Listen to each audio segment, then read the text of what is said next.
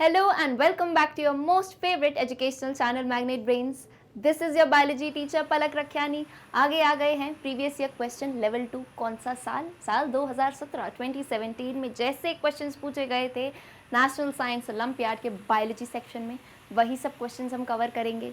Instruction पहले ही सुन लो ताकि बाद में मत भगना। क्या है, अपना पेन और पेपर लेके बैठो, हर क्वेश्चन आएगा, थोड़ा सा टाइम दूंगी और जल्दी से कहाँ पे बताओगे आंसर। अब सुन तो मैं पाऊंगी नहीं, लेकिन देख तो पाऊंगी। कमेंट करके मुझे आंसर हर क्वेश्चन के साथ बताते जाओ एंड इन द एंड बताना कि किसके कितने आंसर सही गए हैं। Is it very clear? So this is Palak from magnet brains, जहां आपको मिलती है 100% free of cost education from class K till 12। So let's start. चलो भाई, कहानी तो पता ही है, नहीं पता है तो कोई बात नहीं। एक क्वेश्चन होता है, उस क्वेश्चन के आपको दिखेंगे या तो एक ही पेज पे दिख जाएंगे या अगले पेज पे दिखेंगे 4 ऑप्शंस। एक ऑप्शन होगा सही और बाकी 3 होंगे गलत। तो मैं आपको वक्त दूंगी, मैं आपको थोड़ा टाइम दूंगी, बहुत ही थोड़ा देती हूँ because time is very precious. जल्दी से सॉल्व करो, टाइम की तो कीमत है ओलंपियाड में। जल्दी से सॉल्व करना, नहीं आ पाए तो कोई बात नहीं, हम एक्सप्लेनेशन भी देखेंगे। ऑलराइट, सो पहला क्वेश्चन मैं पढ़ती हूँ स्क्रीन पे क्या दिया है। 2 farmers living in a same village sow same crop every year in their respective lands X and Y. Over years, both of them found a decrease in the crop yield, so farmer with land X used substance P, whereas that with land Y used substance Q to enhance crop yield. The graph shows the crop yields on lands X and Y before and after treatment. Alright, तो कौन सा question है? Variety of question दिखेंगे। Level 2 पे आ चुके हो, बच्चों वाले क्वेश्चन मत एक्सपेक्ट करना, लेकिन मैं हूँ ना, हमारे साथ सारे क्वेश्चन इजीली सॉल्व हो जाएंगे। ग्राफ वाला क्वेश्चन है, कुछ बच्चे बोलेंगे मैथ्स तो अच्छे से नहीं पढ़ा हमने, शायद ग्राफ नहीं आता। ग्राफ बहुत ही बेसिक है, ये कोई सॉल्विंग वाला ग्राफ नहीं है, बहुत ही सिंपल सा ग्राफ है। तो समझ लो इसे। किसकी बात करी गई है क्वेश्चन में? 2 फार्मर्स की बात करी गई है, एक ही विलेज में रहते हैं और एक ही टाइप की क्रॉप उगाते हैं। दोनों के लैंड्स हैं, एक का लैंड है एक, ज़मीन का नाम दे दिया, ज़मीन का नाम वाई दे दिया। अब कुछ सालों में उन्हें ये लगने लगा कि उनकी जो क्रॉप यील्ड है, यील्ड यानी प्रोडक्शन, वो कुछ अच्छा नहीं जा रहा है, वो कम होता जा रहा है। तो बोले यार भाई, डिस्कस कर रहे थे क्या करा जाए, अब क्या करना चाहिए। तो फार्मर ने, एक्स वाले फार्मर ने क्या किया, उसने कहा, उसने कहीं रिसर्च किया होगा, कुछ देखा वेखा होगा, आसपास लोगों ने बताया, तो उसने एक सब्सटेंस है जिसका नाम है पी। एक सब्सटेंस है, गुमनाम सब्सटेंस, नाम नहीं बताया, पी नाम है, ये डाला। और जिसका लैंड वाई था, अब सबके दोस्त वोस्त अलग होते हैं, सबके सोर्सेस अलग हैं, इसने पी डाला, इसने कहा नहीं यार मैंने तो पता किया है कि क्यू बेहतर होता है। तो जो वाई वाला लैंड है उस वाले फार्मर ने क्या डाला है, क्यू डाला है, सब्सटेंस क्रॉप यील्ड। अब यहाँ पे दोनों ने डाल दिया, वक्त के साथ यहाँ बता रहे हैं विद टाइम जो है क्या बड़ा है, सब्सटेंस क्यू है, सब्सटेंस पी है, क्या क्रॉप यील्ड बड़ी है। यानी इन 2 फार्मर्स में से एक्स और वाई वाला जो फील्ड है, इसमें से किसका यील्ड बड़ा है। तो ग्राफ पहले समझो कैसे करते हैं सॉल्व। आंसर नहीं बता रही हूँ, अभी यहाँ समझाऊंगी। नेक्स्ट पे जब आऊँगी ना, तब क्या करना, सिंपली कमेंट में ऐसा नंबर 1 डाल देना। नंबर 1 क्वेश्चन है ना भाई, नंबर 1 डाल देना और ऑप्शन बता देना, ठीक है। इतना करना, एक एक करके करते जाना, ऐसा एक साथ मत भेजना सारे। क्वेश्चन नंबर 1 का भेजना, देन जो हम नेक्स्ट सॉल्व करेंगे उसका, ठीक है। चलो, अरे हट जाओ, चलो। अब क्या है, ग्राफ तो पता ही है, एक्स एक्सिस दी है, वाई एक्सिस दी है। एक्स एक्सिस ये देखो हॉरिजॉन्टल नीचे लेटी हुई एक्सिस है। यहाँ पे they have given quantity of substance, quantity of substance यानी पी और क्यू सब्सटेंस डाले हैं। तो ये मतलब यहाँ पे जैसे जैसे क्वांटिटी ऑफ सब्सटेंस बढ़ रही है, आर यू गेटिंग इट? क्या बोला, यहाँ पे जैसे जैसे क्वांटिटी ऑफ सब्सटेंस बढ़ रही है। तो इधर देखो, यहाँ है परसेंट यील्ड ऑफ क्रॉप, यहाँ क्या दिया है, परसेंट यील्ड ऑफ क्रॉप। तो अगर ग्राफ देखने नहीं भी आता हो तो एक सिंपल सा आज यहाँ से लेके जाओ फॉर्मूला। यहाँ पे जब आप देख रहे हो ये तो समझो 0 है। अगर हम यहाँ जाते जाएंगे, मतलब ये कम है, ये 0 है, मान लो 1 2 3 4 5। इधर जब जा रहे हो तो यहाँ ये 5 है, यानी ये ज़्यादा है, ये बढ़ गया। अब आप यील्ड कैसे पहचानोगे? तो ज़रा वर्टिकल एक्सिस पे आओ। यहाँ पे ऐसे सिंपली जस्ट फॉर आपको बताने के लिए बता रही हूँ, है ना, कि सिंपली समझ जाओ। यहाँ पे हमने डाल दिया 1 2 3 4 5, ऐसे परसेंट में क्रॉप यील्ड बढ़ी है। तो आप देखो सब्सटेंस पी जो है यहाँ पे, आप देखना बिल्कुल अच्छे से देखना, ये जो सब्सटेंस पी है, यहाँ पी है, इसका डॉट कहाँ आके रुका है, घूमने के बाद एंड में कहाँ पे रुका है, यहाँ पे। तो ज़रा यहाँ से ऐसी एक लाइन खींच दो, यहाँ पे लाइन खींची तो यहाँ की लाइन आई 2 पे। ये 1 2 3 4 अगेन बता रही हूँ, सिर्फ हाइपोथेटिकली अपन ले रहे हैं समझने के लिए, ठीक। यहाँ पे आ जाओ, ये पीछे है तो यानी ये 2% पे है, समझे। अब इधर आओ सब्सटेंस क्यू पे, इसका जो पॉइंट है इससे ज़रा एक लाइन खींचो, ये कहाँ आया 4 पे। इतना बताओ, ये नीचे है ये ऊपर है, 4% ज़्यादा हुआ कि नहीं, 4% ज़्यादा हुआ कि नहीं। तो इतना समझ आ रहा है सब्सटेंस क्यू के डलने से धीरे धीरे वक्त के साथ जो है क्रॉप यील्ड बढ़ने लगी। You have to see the end result again, ये समझना इस ग्राफ में क्या बात है, एंड रिजल्ट। अब कुछ बच्चे जो ग्राफ में अगर पहले देखेंगे तो ये देखेंगे ये पी की जो ये जा रही है ये तो पहले बढ़ गई तो यहीं पे कहानी खत्म कर देंगे। अरे नहीं नहीं, ऐसा नहीं है, एक बार बढ़ी आगे तो देखो, बढ़ने के बाद ये कम भी हो रहा है क्रॉप यील्ड, और इतना कम हो गया और कम हो गया ये, यानी बढ़ा तो बहुत ही भयंकर तरीके से और फिर कम हो गया। तो हमें एंड वाली टाइम पे जाना है। एंड यहाँ पे देखो सब्सटेंस क्यू में पहले तो शुरुआत बहुत ही धीमे हुई थी, लेकिन धीरे धीरे धीरे धीरे वक्त के साथ ये आगे बढ़ता चला गया। इज इट क्लियर और नॉट? तो अब अगर अपनी थ्योरी याद करो जो हमने पढ़ा था, क्रॉप यील्ड बेटर करने के लिए कुछ कुछ सब्सटेंसेस हम डालते हैं, कुछ सब्सटेंसेस कुछ जो हैं ऑर्गेनिक होते हैं, कुछ केमिकल्स वाले होते हैं। तो यहाँ पे क्यू जो है, ये नाम मैं लिख रही हूँ, ये नाम, हाँ साइड हो रही हूँ, देख लो, ये नाम मैंने लिखा है, ये नाम क्या है, दिस इज मैन्योर, ये मैन्योर है। दूसरा क्या नाम लिखा है मैंने, ये है फर्टिलाइज़र।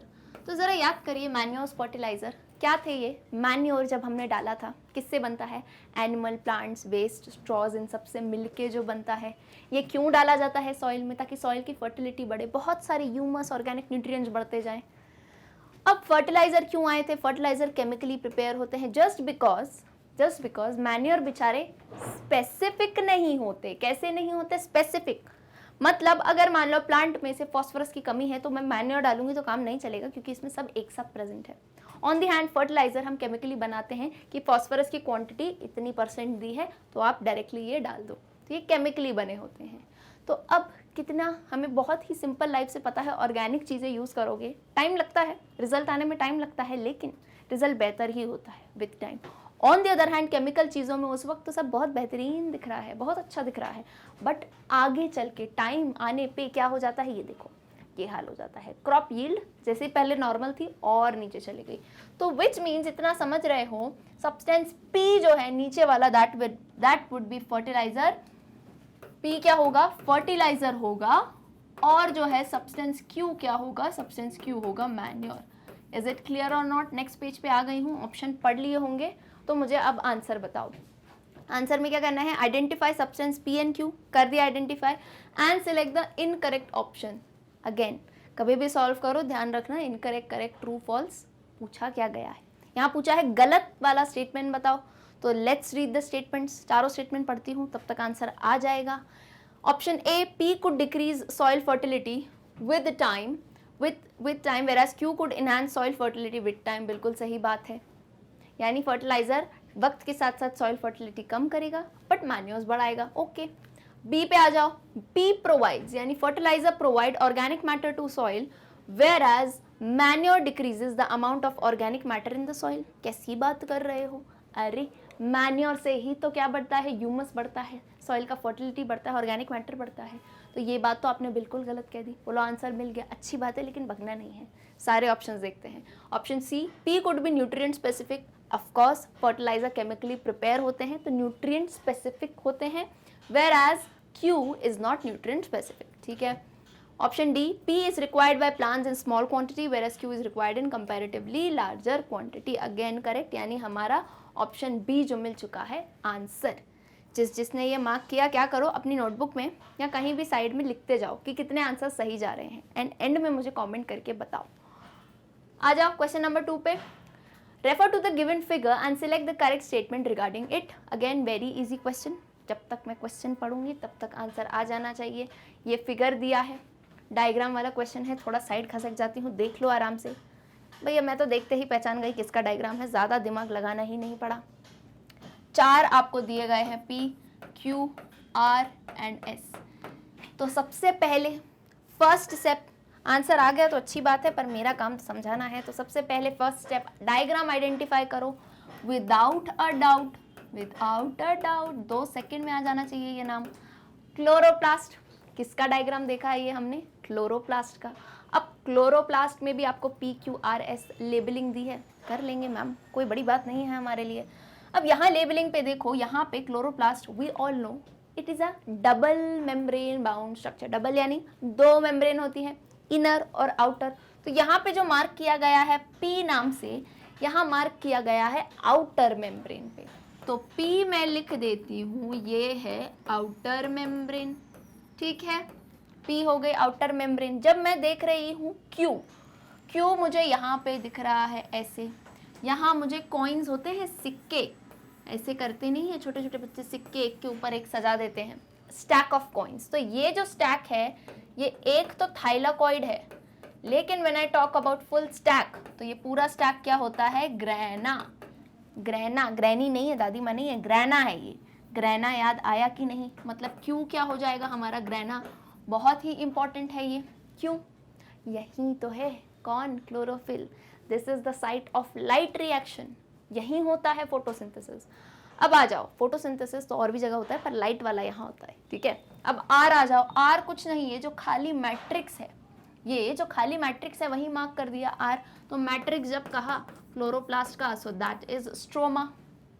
क्लोरोप्लास्ट का जो मैट्रिक्स है that is stroma. And last but not the least, S जो है, जो मेम्ब्रेन है, उसके अंदर साइड वाले पार्ट में मार्क है। तो अंदर यानी क्या? Inner membrane. आइडेंटिफाई कर दिए, अब तो आंसर बता सकते हो। चलो अब तो बता ही सकते हो, सिंपली फंक्शंस तो इनके पता ही हैं। P is outer membrane, Q is grana, R is stroma and S is inner membrane. Is it clear? आ जाओ, चलो अब देखते हैं क्या है, बताना क्या है, करेक्ट ऑप्शन बताना है, हो जाएगा बिल्कुल। चलो option A, P is selectively permeable whereas S is freely permeable to small membrane। तो सबसे पहले देखो P क्या है? P is outer membrane।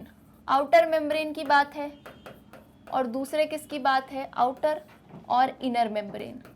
तो let's quickly revise the two membranes of chloroplast। और ये जो permeable word है, ये क्या कहना चाह रहे हैं? permeable का मतलब सुना करो, permeable मतलब परमिशन की बात होती है। परमेबल यानी आने जाने, जैसे दरवाजे पे गार्ड होता है ना जैसे, तो गार्ड क्या करता है? जिसको जानता है उसको आने देता है, जिसको नहीं जानता है उसको नहीं आने देता है। फ़ोन लगाता है कि सर आप क्या नहीं जानते हो, फिर उन्हें जाने देता है ना, कुछ लोगों को। और एक तो गार्ड ऐसा होता है जो सोता रहता है, उसको पता ही नहीं चल रहा कौन अंदर जा रहा है कौन बाहर जा रहा है। और एक बड़ा ही स्ट्रिक्ट गार्ड, मतलब पहचान के लोगों को भी नहीं आने देता, बिल्कुल बंद। बोला नहीं कोई नहीं आएगा, ये जगह बंद है। तो यानी परमिएबिलिटी जब समझ गए, तो सुनिए यहाँ पे आउटर मेम्ब्रेन जो होती है क्लोरोप्लास्ट की, किसकी बात है? बात तो याद कर लो, क्लोरोप्लास्ट की बात है। क्लोरोप्लास्ट में जो आउटर मेम्ब्रेन होती है that is basically permeable. Permeable यानी पूरी परमिएबल, फ्रीली, यानी जितने भी सब्सटेंसेस हैं मैक्सिमम जो है सबको अलाउ करेगा ये आने के लिए। कौन? क्लोरोप्लास्ट का आउटर मेम्ब्रेन परमिएबल होता है, फ्रीली परमिएबल है, जो आना चाहे आ सकता है। कौन सा गार्ड है? जो सो रहा है। On the other hand inner membrane वाला गार्ड इज सिलेक्टिवली परमिएबल। ये जगा हुआ है, इसे पता है कौन पहचान वाला है, कौन हमारी सोसाइटी में रहता है, उसे आने देगा। सिलेक्टिवली परमिएबल, सिलेक्टेड जो है मॉलिक्यूल्स को आने जाने देगा। So inner membrane is selectively or semi-permeable, on the other hand outer membrane is freely permeable। अब ये बात मैंने कही क्यों, तो आप ज़रा देखो ऑप्शन में दिया है, ऑप्शन कह रहा है outer membrane is selectively permeable। अरे नहीं, outer वाला तो सो रहा है, वो सबको आने देगा। तो ये बात आपने उल्टी कह दी, उल्टी बात कह दी, तो मतलब ऑप्शन ए तो गलत हो गया। ठीक, अगर इसको कोई जल्दबाजी में पढ़ता ना, तो पहला ऑप्शन टिक करके आता। अरे पहले आइडेंटिफाई करो फिर सॉल्व करो। ठीक, अब आ जाओ ऑप्शन बी पे। Q कंटेन्स, Q कौन है? ग्रैना, ठीक है। Grana contains the green pigment molecules. Very nice, correct बात है, अभी मैंने कहा था इधर ही हो रहा है photosynthesis. And it is the site of dark reaction during photosynthesis. कैसी बात कर रहे हो, डार्क कैसे होगा? जब इसके अंदर ग्रीन पिगमेंट है, क्लोरोफिल है। क्लोरोफिल का काम क्या है? सनलाइट एनर्जी को ट्रैप, बचपन से पढ़ते आ रहे हो, trap sunlight energy, CO2, water, क्या बनाता है? फूड। तो कैसी रिएक्शन है? सन लाइट, लाइट, लाइट, सुना? तो लाइट रिएक्शन होगा ना ये। अरे जब क्लोरोफिल से हो रहा है तो लाइट रिएक्शन होगा। ग्राना is the site of light reaction, light dependent reaction है ये। तो विच मीन्स ये बात आधी तो सही कही पर आधी गलत, तो ये पूरी गलत हो जाएगी। Alright, let's come to option C. R is a green coloured, पहले तो आर देख लो कौन है। आर स्ट्रोमा, बोल रहे हैं stroma is a green coloured a granular substance where dark reaction takes place during photosynthesis. अब ये कहना चाह रहे हैं, और ये जो कहना चाह रहे हैं उल्टा कहना चाह रहे हैं। क्यों? अरे नहीं, डार्क रिएक्शन तो सही बात है, लेकिन अगर ग्रीन कलर्ड होगा, ग्रीन पिगमेंट होगा तो डार्क रिएक्शन क्यों करेगा? तो यानी ये बात बिल्कुल गलत कह दी आपने, और ए ग्रैनुलर नहीं, ग्रैनुलर सब्सटेंस है। This is incorrect. मतलब बोलोगे मैम लास्ट स्टेटमेंट करेक्ट है, करेक्ट क्यों है? तो देखो, आर यानी stroma is the site of dark reaction, correct, whereas Q यानी grana is the site of light reaction during photosynthesis. यही तो कहना चाह रहे थे हम। स्ट्रोमा में डार्क रिएक्शन होता है, यानी लाइट इंडिपेंडेंट है वो, उसको ज़रूरत नहीं है लाइट की, बल्कि ग्राना में जो होता है, ग्राना में लाइट की ज़रूरत होती है। विच means option D is the absolute correct answer. जिसने भी ये दिया हो, वेरी गुड। अब आ जाओ क्वेश्चन 3 के लिए रेडी हो, आंसर दे दो जल्दी से। Question number 3, let's read the question first. Read the given passage. X is the movement of solvent from the region of its higher concentration to the region of its lower concentration across the semi-permeable membrane only. Identify X and select the correct statement regarding it.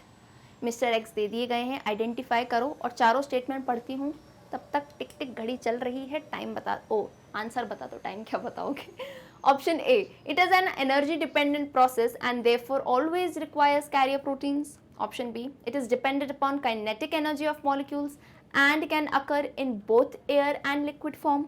Option C, it does not equalize the concentration of solvent molecules in the medium involved. And option D, it helps in the exchange of respiratory gases between the body cells and their environment. ठीक है, question पढ़ लिया मैंने। अब मेरा time आ गया है solve करने का। एक्स दिया गया है मिस्टर एक्स, तो सबसे पहली पहेली जो हमें बुझानी है दैट इज एक्स को आइडेंटिफाई करो। एक्स के लिए लिखा है it is the movement. Movement की बात हो रही है किसके? सॉल्वेंट मॉलिक्यूल्स की, from the region of higher concentration to the region of lower concentration. Solvent नाम आ गया तो सबसे पहले पता तो होना चाहिए। सॉल्वेंट नाम आ गया तो सबसे पहले पता तो होना चाहिए कि सॉल्वेंट होता क्या है। ओके, आ जाओ, चलो। Solvent, solute and solution. Solvent और सल्यूट मिला के बनता है सॉल्यूशन। तो आधे लोग भूल जाते हैं, सॉल्वेंट बोलते हैं सॉल्वेंट तो सिर्फ पानी होता है। आज से कभी मत कहना है ये सॉल्वेंट इज बेसिकली, हाँ ज़्यादातर रिएक्शंस पे हम क्या वाटर को लेते हैं, तो most of the students think कि सॉल्वेंट सिर्फ पानी होता है, ऐसा नहीं है। सॉल्वेंट वो जो प्रेजेंट हो हाई क्वांटिटी में, what I am saying, solvent वो जो प्रेजेंट हो हाई क्वांटिटी में। तो अब दूसरा तो ऑफ कोर्स लो में ही होगा, यानी सल्यूट वो जो लो क्वांटिटी में प्रेजेंट हो। अब वो कुछ भी हो सकता है सॉल्वेंट। सॉल्वेंट आपका वाटर हो सकता है, मिल्क हो सकता है, कोई भी चीज़ दे लो, लेकिन अगर सामने वाले से कंपैरेटिवली हायर क्वांटिटी में प्रेजेंट हो। तो यहाँ कहा जा रहा है movement of solvent molecules from a region of higher concentration to a region of low concentration. और बीच में क्या कह दिया? सबसे इंपॉर्टेंट चीज़ कह दी इन्होंने, सेमी परमिएबल मेम्ब्रेन। अभी परमिएबल का मतलब मैंने बताया था, है ना, सेमी या सिलेक्टिवली परमिएबल, यानी सबको नहीं जाने देगी। ये वो गार्ड है जो जगा हुआ है, और जो लोग पहचान के हैं उन्हें जाने देगा। तो सेमी परमिएबल मेम्ब्रेन नाम जैसे ही आता है तो एक प्रोसेस हमें याद आती है जिसका नाम है, आ ही जानी चाहिए याद भाई, ऑस्मोसिस। नहीं भी आए तो अभी कर लो। व्हेनेवर ये हाई टू लो की बात है, होता डिफ्यूजन है, लेकिन अगर सेमी परमिएबल मेम्ब्रेन इन्वॉल्व हो then the process is osmosis. क्या प्रोसेस है? ऑस्मोसिस है। सॉल्वेंट हाई कॉन्सेंट्रेशन किसका? याद रखना, सॉल्वेंट का, लो सॉल्वेंट का। ठीक, करेक्ट। आ जाओ अब इधर। यानी बोलोगे मैम मिस्टर एक्स तो आपने ही हमारे लिए आइडेंटिफाई कर दिया, अब तो हम आंसर बिल्कुल बता देंगे। एक्स हो गया ऑस्मोसिस। अब ऑस्मोसिस से रिलेटेड आपको क्या बतानी है? सही बात बतानी है, ठीक है। तो पहला लिखा है it is an energy dependent process. बिल्कुल नहीं, ऑस्मोसिस में एनर्जी थोड़ी ना चाहिए होती है, मेम्ब्रेन चाहिए बस, कॉन्सेंट्रेशन में नेचुरली वो हाई से लो में जाएगा, कोई एनर्जी रिक्वायर्ड नहीं है, पैसिव टाइप का ट्रांसपोर्ट है। तो बोलो सॉरी, यू आर रॉन्ग। आ जाओ ऑप्शन बी पे, it is dependent upon kinetic energy of molecules and can occur in both air and liquid medium. ये भी गलत बात है, काइनेटिक एनर्जी पे डिपेंड नहीं करता है मॉलिक्यूल्स की ये। अब आ जाओ सी पे, it does not equalise the concentration of solvent molecule in the medium involve. बिल्कुल सही बात है, क्या लिखा है, जो कॉन्सेंट्रेशन है सॉल्वेंट मॉलिक्यूल का, ऐसा नहीं है हाई टू लो जाए तो सेम हो जाए, इक्वलाइज नहीं करता है, तो ये बात सही है। लास्ट गलत देख लेते हैं क्यों है, it helps in exchange of respiratory gases between the body cells and their environment. नहीं, ये भी बिल्कुल गलत है, यानी option C is the correct answer. यही आंसर दिया है बिल्कुल आप सबने। आ जाओ क्वेश्चन नंबर 4, डायग्राम वाला क्वेश्चन है। क्वेश्चन जब तक मैं पढ़ रही हूँ तब तक डायग्राम आइडेंटिफाई करो। Question 4, refer to the given figures x and y showing LS of two types of simple permanent tissue. Okay, LS of two types of simple permanent tissue in plants. Clearly दे दिया है ये type किस type के tissues हैं, simple permanent tissue हैं। Identify the tissues and select the correct option regarding it. देखो ये भी पहले कहते हैं, जो आपको डायग्राम दिया है सबसे पहले उसे आइडेंटिफाई करो, देन जो है आगे बढ़ो, ठीक है।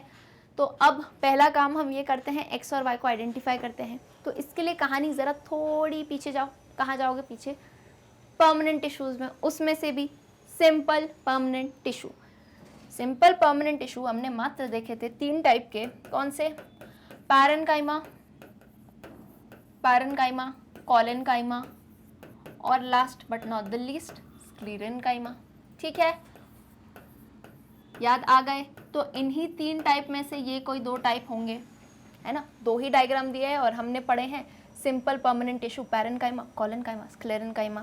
तो जल्दी से इनके ज़रा फंक्शंस देख लो क्या होते हैं। पैरेन्काइमा का मेन काम जब भी देखोगे, इसका मेन काम is related to storage, main काम स्टोरेज ऑफ फूड, इससे ही रिलेशन रहता है, लिविंग रहता है। कॉलेनकाइमा का main work is providing flexibility, plant है, लीव्स है, उन्हें फ्लेक्सिबिलिटी प्रोवाइड करवाता है कॉलेनकाइमा। स्क्लेरेन्काइमा डेड सेल्स होते हैं, कैसे होते हैं, मरे हुए। अभी कोई मर गया तो वो सिर्फ क्या प्रोवाइड कर सकता है, स्ट्रेंथ, जैसे सीड्स वगैरह की कवरिंग होती है। ठीक है, ये मैंने क्या बताया, ये मैंने मेन फंक्शन बताए हैं। ठीक है, अब ये जब पहचान गए हो तो इधर आ जाओ और यहाँ पे देखो x और y। For this you need to go and study the diagrams. जब आप देखोगे LS, अच्छा सबसे पहले तो मैं सोच रही थी यहाँ पे आओ LS। अब एग्जाम का डायरेक्ट क्वेश्चन है ये, यहाँ पे LS ही लिखा था, यहाँ पे कुछ नहीं लिखा था। तो अब जिसने फिगर्स वगैरह नहीं पढ़े हैं कैसे आएगा, LS का फुल फॉर्म होता है लॉन्गिट्यूडनल सेक्शन। ठीक है, लॉन्गिट्यूडनल सेक्शन, और या तो कभी दे सकते हैं TS। तो TS क्या होता है, ट्रांसवर्स सेक्शन। इसमें डिफरेंस में बहुत, जो बच्चे मेरे साथ पढ़ते हैं उन्हें पता है, नहीं बताया तो फिर से याद दिला देती हूँ। जैसे मान लो ये आपका कोई प्लांट का टिश्यू है, ये वैसे ही हमारा यूनिवर्सल पेन है, ये बेचारा सब बन जाता है। तो देखो ये आपका कोई प्लांट का टिश्यू है। अब इसको ध्यान से सुनना, ये आप देख रहे हो सामने से, इसको मैं जब सामने से दिखा रही हूँ, इसको जब आप सामने से देख रहे हो, जिस एंगल से अभी देख रहे हो, ये कैसा सेक्शन है, ये सेक्शन है लॉन्गिट्यूडनल सेक्शन। जैसा आपका टिश्यू दिख रहा है लॉन्गिट्यूडनल, लेंथ से यहाँ से देख रहे हो, ठीक है, ये होता है लॉन्गिट्यूडनल सेक्शन। अब जब मैं ट्रांसफर सेक्शन कहूँगी, ध्यान से देखना, इसको मैंने ऐसे कर दिया, इसको मैंने क्या कर दिया, ऐसे कर दिया। अब ऊपर से कट करके यहाँ से जो देखोगे section, that is transfer section. कुछ बच्चे इमेजिन नहीं कर पाते हैं और बहुत बेसिक सी चीज़ है, पहले मुझसे भी नहीं होता था। तो जब समझ आया तो पता चला अच्छा भाई ये होता है लॉन्गिट्यूडनल सेक्शन, और ऊपर से जो देखते हैं ऐसे, मतलब ऐसे नहीं देख रही हूँ मैं पेड़ को, तो वो होता है ट्रांसफर सेक्शन। क्लियर है। यहाँ क्या दिया है, LS यानी लॉन्गिट्यूडनल सेक्शन। तो पहला वाला जो लॉन्गिट्यूडनल सेक्शन है दैट इज बेसिकली हमारा पैरेन्काइमा, और Y जो है, Y क्लियरली दिख रहा है, Y है हमारा कॉलेनकाइमा। ठीक, X है पैरेन्काइमा, Y है कॉलेनकाइमा, आइडेंटिफाई हो चुके हैं। तो जरा ऑप्शन पे आ जाते हैं। A, X provides buoyancy and helps in gaseous exchange, whereas Y provides elasticity to plant body. X क्या है, पैरेन्काइमा। अब पैरेन्काइमा के लिए लिखा है बायंसी प्रोवाइड करता है, तो ज़रूर ये सवाल आएगा कि मैम आपने तो स्टोरेज लिखा था, बायंसी कहाँ से आया। तो सुनिए, पैरेन्काइमा के कुछ टाइप होते हैं, उसमें से एक टाइप है जिसका नाम है एरेनकाइमा, बिल्कुल अच्छे से सुनना, दिस इज पैरेनकाइमा का ही एक टाइप, एरेनकाइमा। ए से ए अगर याद कर सकते हो तो एरेनकाइमा जो है ये आपको मिलता है एक्वेटिक, जितने भी एक्वेटिक ऑर्गेनिजम्स होते हैं, एक्वेटिक प्लांट्स वगैरह होते हैं, उनमें आपको देखने को मिलेगा। क्यों?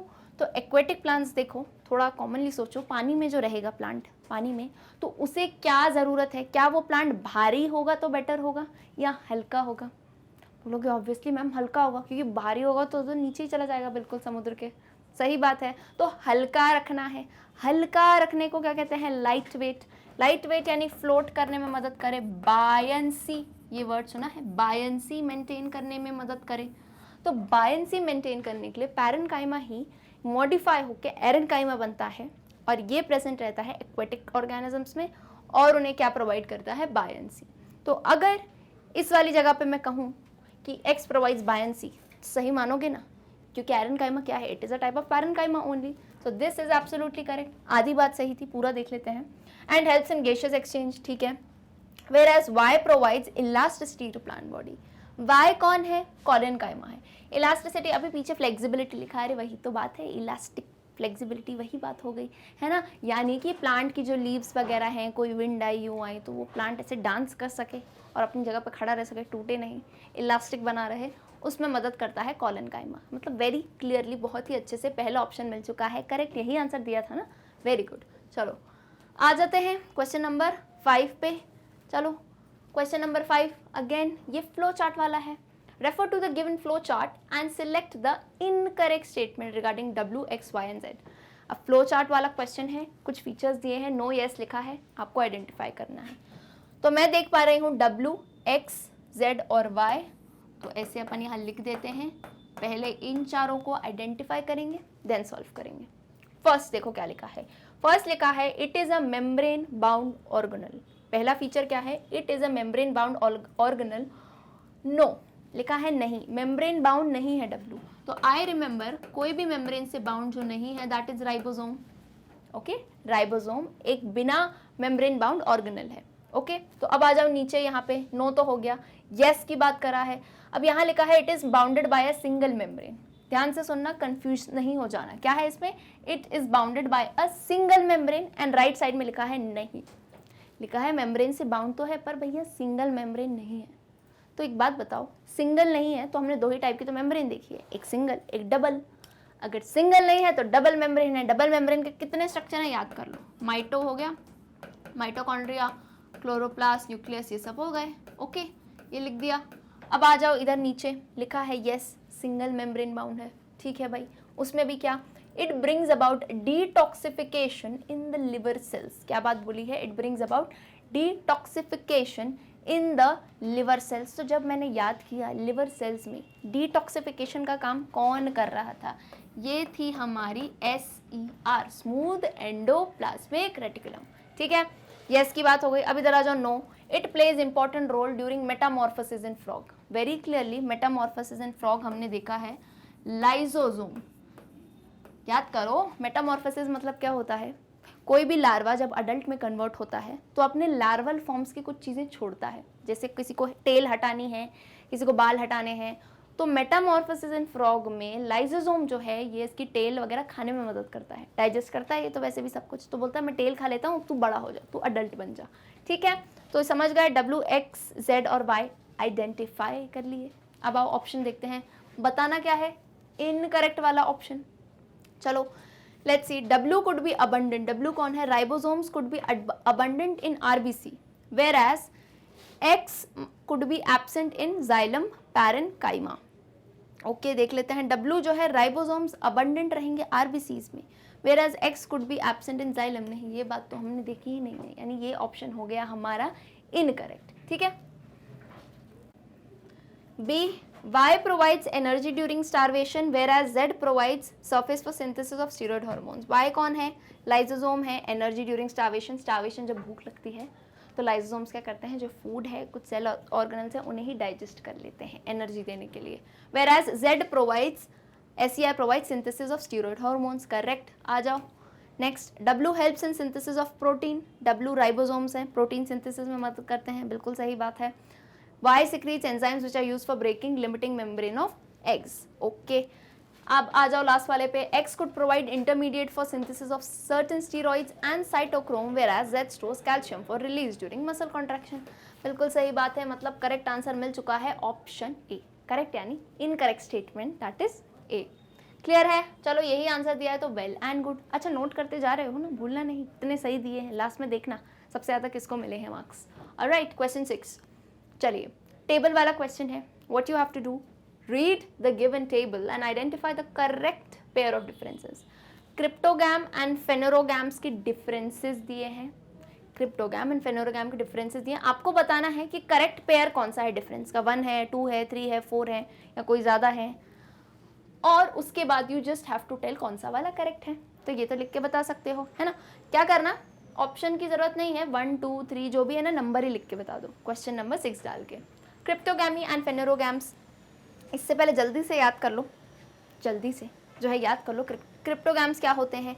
क्रिप्टोगैम्स अगर हम याद करें तो जितने भी प्लांट्स कौन से होते हैं, जितने भी सीडलेस प्लांट्स होते हैं वो होते हैं क्रिप्टोगैम्स, ठीक है। ऑन द अदर हैंड जितने भी जो होते हैं हमारे प्लांट्स जिनमें क्या प्रेजेंट रहती है, सीड, उन्हें हम कहते हैं फेनोरोगैम्स। क्लियर है कि नहीं? तो देखो आ जाओ, कहाँ पे देखोगे, ये पॉइंट यहाँ पे देखोगे और यहाँ से जो है हम आंसर बताएंगे। कौन सा पेयर बताना है, करेक्ट पेयर बताना है, ठीक है। चलो, first it includes all seedless plants, and यहाँ पे लिखा है it includes plant having seeds, ठीक है भाई, सही बात है।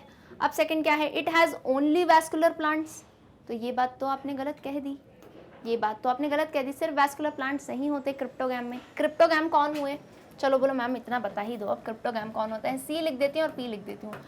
क्रिप्टोगैम में एल्गी, ये पीछे वाले आ जाएंगे ना सब, एल्गी, ब्रायोफाइट, टेरिडोफाइट, और फेनोरोगैम्स में जिम्नोस्पर्म्स और एंजियोस्पर्म। तो ज़रा एक बात बताओ, क्रिप्टोगैम में सिर्फ वैस्कुलर प्लांट्स कैसे कहोगे? यहाँ पे वैस्कुलर तो सिर्फ टेरिडोफाइट है, एल्गी और ब्रायोफाइट, एल्गी और ब्रायोफाइट वैस्कुलर थोड़ी ना है, तो ये सेकंड पेयर तो गलत हो गया। अब आ जाओ थर्ड वाले पे, plant body is differentiated into true stem and leaves. Plant body may or may not be differentiated into true stems and leaves. अरे फिर से गलत बात, क्रिप्टोगैम्स तो प्रिमिटिव वाले हैं, एल्गी वगैरह इन सब में, एल्गी ब्रायोफाइट में ट्रू रूट स्टेम लीव्स नहीं मिलती है। ऑन द अदर हैंड फेनोरोगैम्स अरे एडवांस है, जिम्नोस्पर्म, एंजियोस्पर्म, इनमें तो बहुत ही अच्छे से जो है आपको लीव्स वगैरह देखने को मिलेंगी।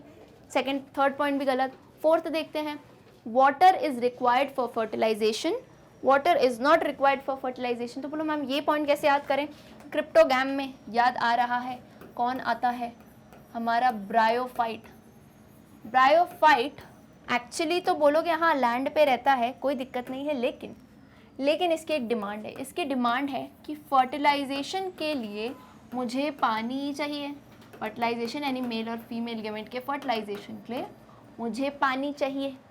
अब जब पानी चाहिए तो कैसा फीचर है, मतलब महाराज रह तो लैंड पे रहे हैं, लेकिन पानी भी चाहिए। तो ज़रा एनिमल्स में याद करिए, ऐसे एनिमल्स जो पानी में भी रहते हैं और लैंड पे भी रहते हैं, उनका नाम क्या था? उन्हें हम कहते हैं एम्फीबिया, है ना, एम्फीबिया कहते हैं। तो सिमिलरली ब्रायोफाइट्स को कहा जाता है कि these are amphibians of plant kingdom. समझे कि नहीं? एम्फीबियन कौन होते हैं? लैंड वाटर दोनों जगह पे मिलेंगे। तो ब्रायोफाइट को क्या कह दिया? These are amphibians of plant kingdom. Clear है कि नहीं? इतना समझे? तो वाटर फॉर फर्टिलाइजेशन चाहिए ही चाहिए। ब्रायोफाइट किस में आते हैं? क्रिप्टोगैम्स। इतना समझे? तो यानी 0.4 बोलोगे मैम बिल्कुल ही सही हो जाता है। Is it clear? आ जाओ, 0.4 तो हो गया करेक्ट, मतलब यहाँ मुझे मिल गया है point number 1 and point number 4 बिल्कुल ही सही है। लेट्स सी नेक्स्ट वाले में कहाँ दिया गया है point number 1 and point number 4, that is option D. Option D में क्लियरली दिया है 1 एंड 4 इज करेक्ट। ओके, यही सही आंसर होगा। आ जाओ question number 7। Refer to the given figures and select the correct statement regarding W, X, Y and Z। Simply figure दिया गया है, बोलोगे मैम फिगर तो बहुत अच्छा नहीं है, तो सुन लो एग्जाम में भी कोई अच्छा फिगर नहीं मिलेगा, ऐसे ही फिगर्स मिलेंगे, ऐसे ही सेल्स मिलेंगे। तो पहले इन्हें आइडेंटिफाई करो, किसको? W, X, Y, Z, इन सबको आइडेंटिफाई कर लो। ठीक है, आइडेंटिफाई कर लिया? बोलो मैम कर रहे हैं, टाइम तो दे दो, चलो 5 सेकेंड इसमें मैं दे सकती हूँ। चलो 5 से ज़्यादा 10 सेकेंड, ठीक है। आइडेंटिफाई करो W, X, Y, Z। Hint दे देती हूँ, चलो क्या करूँ, खड़े खड़े मैं हिंट ही दे देती हूँ। ये सेल्स हैं आपके ब्लड में प्रेजेंट रहते हैं। ये सेल्स मिल रही है, हिंट मिल रही है मैम, आपके ब्लड में प्रेजेंट रहते हैं। चलो और बड़ी hint, these are types of WBC। चलो अब तो बस खत्म है खेल मैम, क्या WBC बता दिया क्लियरली। WBC के टाइप हैं white blood cells, white blood corpuscles, उनमें टाइप्स देखे थे, आ गए बिल्कुल। W, X, Y and Z बता दिया। अगर ये बता दिया है तो जल्दी से ऑप्शन भी बता पाओगे। तो अब आती हूँ मैं यहाँ पे, कहाँ पे, चलो W क्लियरली दिख रहा है, न्यूट्रोफिल है। W क्या है, न्यूट्रोफिल। फिल्स क्यों लिखा है भैया, एक ही है न्यूट्रोफिल, है ना। अब X क्या है, X है हमारा बेसोफिल, है ना। ऐसे सांप जैसा स्ट्रक्चर दिखेगा और ये डॉट्स दिखेंगे। और हेडफोन मैंने कहा था ना, ये जहाँ पे हेडफोन जैसा स्ट्रक्चर दिखे, अभी हेडफोन कुछ बच्चे पहन के बैठे होंगे, तो ऐसे हेडफोन जैसा स्ट्रक्चर दिखे सेल में, तो वो कौन सा है, दैट इज ईओसाइनोफिल। कुछ तो याद रख सकते हो, बोलो सब सेम दिखते हैं, डोंट वरी। इसको सांप जैसे याद रखो, बेसोफिल को सांप है और ऐसे तीन चार डॉट्स हैं यहाँ पे, और ईओसाइनोफिल में हेडफोन जैसा स्ट्रक्चर है, ठीक है। जेड लास्ट क्या बचता है, लास्ट जो है जेड, ये एक टाइप का एक ग्रैनुलोसाइट्स हो सकता है। अब इसमें या तो आप मोनोसाइट ले लो, इसको है ना, दिस इज बेसिकली मोनोसाइट, ठीक है, बड़ा सा ऐसा सेल दिखेगा, सो that is monocyte. Is it clear. तो यानी ये 4 आइडेंटिफाई हो गए, यही आइडेंटिफाई किए तो मेरी तरफ से वेल एंड गुड, मतलब आराम से ये क्वेश्चन आराम से हो जाएंगे, बिल्कुल डर निकाल दो। अब यहाँ आ जाओ, आपको क्या बताना है, करेक्ट स्टेटमेंट बताना है, इनसे रिलेटेड करेक्ट स्टेटमेंट बताना है, बता देते हैं, कोई बड़ी बात नहीं है। W कौन है, neutrophil, helps to dissolve blood clot, whereas X releases a chemical that acts as a neurotransmitter। नहीं, न्यूट्रोफिल ब्लड क्लॉट को डिसॉल्व करने के लिए नहीं निकालता है, वो तो बेसोफिल निकालता है, क्या, हिपैरिन। तो ये स्टेटमेंट गलत हो गया, क्लियर। स्टेटमेंट बी, Y कौन है, ईओसाइनोफिल contains hydrolytic enzymes, whereas Z after entering tissue spaces changes to macrophages।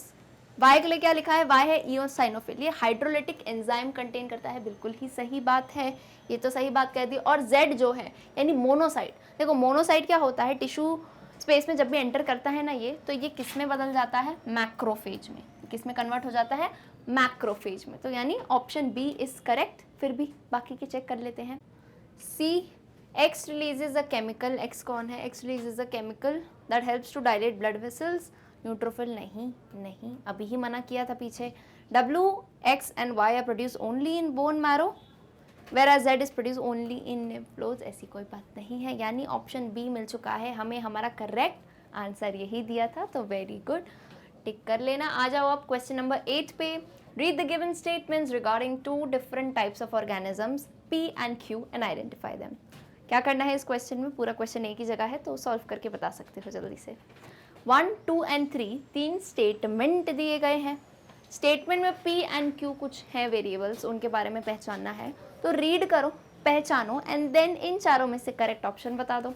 कर सकते हो, बिल्कुल ही समझदार हो। आ जाओ, तब तक जो है मैं पढ़ लेती हूँ, टाइम कैसे निकालें, जब तक आप आंसर दे रहे हो वेट करूँगी। चलो, statement number 1, P is autotrophic whereas Q is heterotrophic।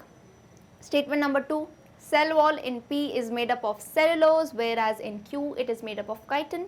Statement number 3, P stores starch as reserve food whereas Q stores glycogen and oil as reserve food। ये थे डिस्क्रिप्शन। अब ऑप्शन देखते हैं। Option A, P could be giardia whereas Q could be rhizopus। Option B, P could be zygnema whereas Q could be alba। Option C, P could be hydrodicton whereas Q could be aspergillus। and option D, P could be physarum whereas Q could be cholera।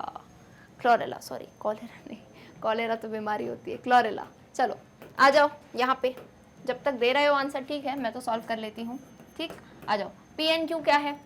Statement 1, P is autotrophic, auto यानी खुद ही अपना खाना बनाता है।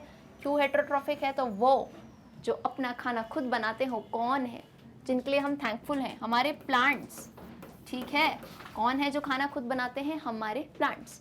और heterotrophic है तो 2 चीज़ें हो सकती हैं, हेट्रोट्रॉफिक है तो 2 चीज़ें हो सकती हैं। कैसी 2 चीज़ें, तो या तो या तो ये हो सकते हैं, क्या हो सकते हैं, क्या बोलते हैं, फंगी, फंजाई या फंगी हो सकते हैं, या ये एनिमल्स हो सकते हैं। ठीक है, अच्छा इधर ऑटोट्रॉफिक में भी हो सकता है बैक्टीरिया हो सकता है ये बैक्टीरिया हो। ठीक है, चलो अब देखते हैं। Cell wall in P is made up of cellulose, clear कर दिया, बोलो छोड़ दो बैक्टीरिया, एक आध एक्सेप्शन था वो भी छोड़ दो। सेल्यूलोजिक सेल वॉल किसकी प्रेजेंट होती है, किसमें होती है, प्लांट्स में। सेल्यूलोज से सेल वॉल बनी होती है, लेकिन क्यू में जो है cell wall is made up of chitin. अब सेल वॉल एनिमल्स में तो होती नहीं है, सेल वॉल एनिमल्स में तो होती नहीं है, तो एनिमल्स हट गए, बचा क्या, फंगी। और हमें पता है फंगी में जो है काइटिनस, काइटिन के मटेरियल की बनी रहती है सेल वॉल। तो इतना क्लियर है, पी प्लांट होंगे, क्यू फंगी होंगे। और देख लेते हैं, P store starch as food reserve, अच्छे से और क्लियर कर रहे हो, स्टार्च होता है फूड रिजर्व, और क्यू क्या हो सकता है, ग्लाइकोजन एंड ऑयल स्टोर करता है फूड रिजर्व में। So it's very clear, P could be any of the plants, अब किसी भी फाइलम में आ सकता है, and Q could B fungus.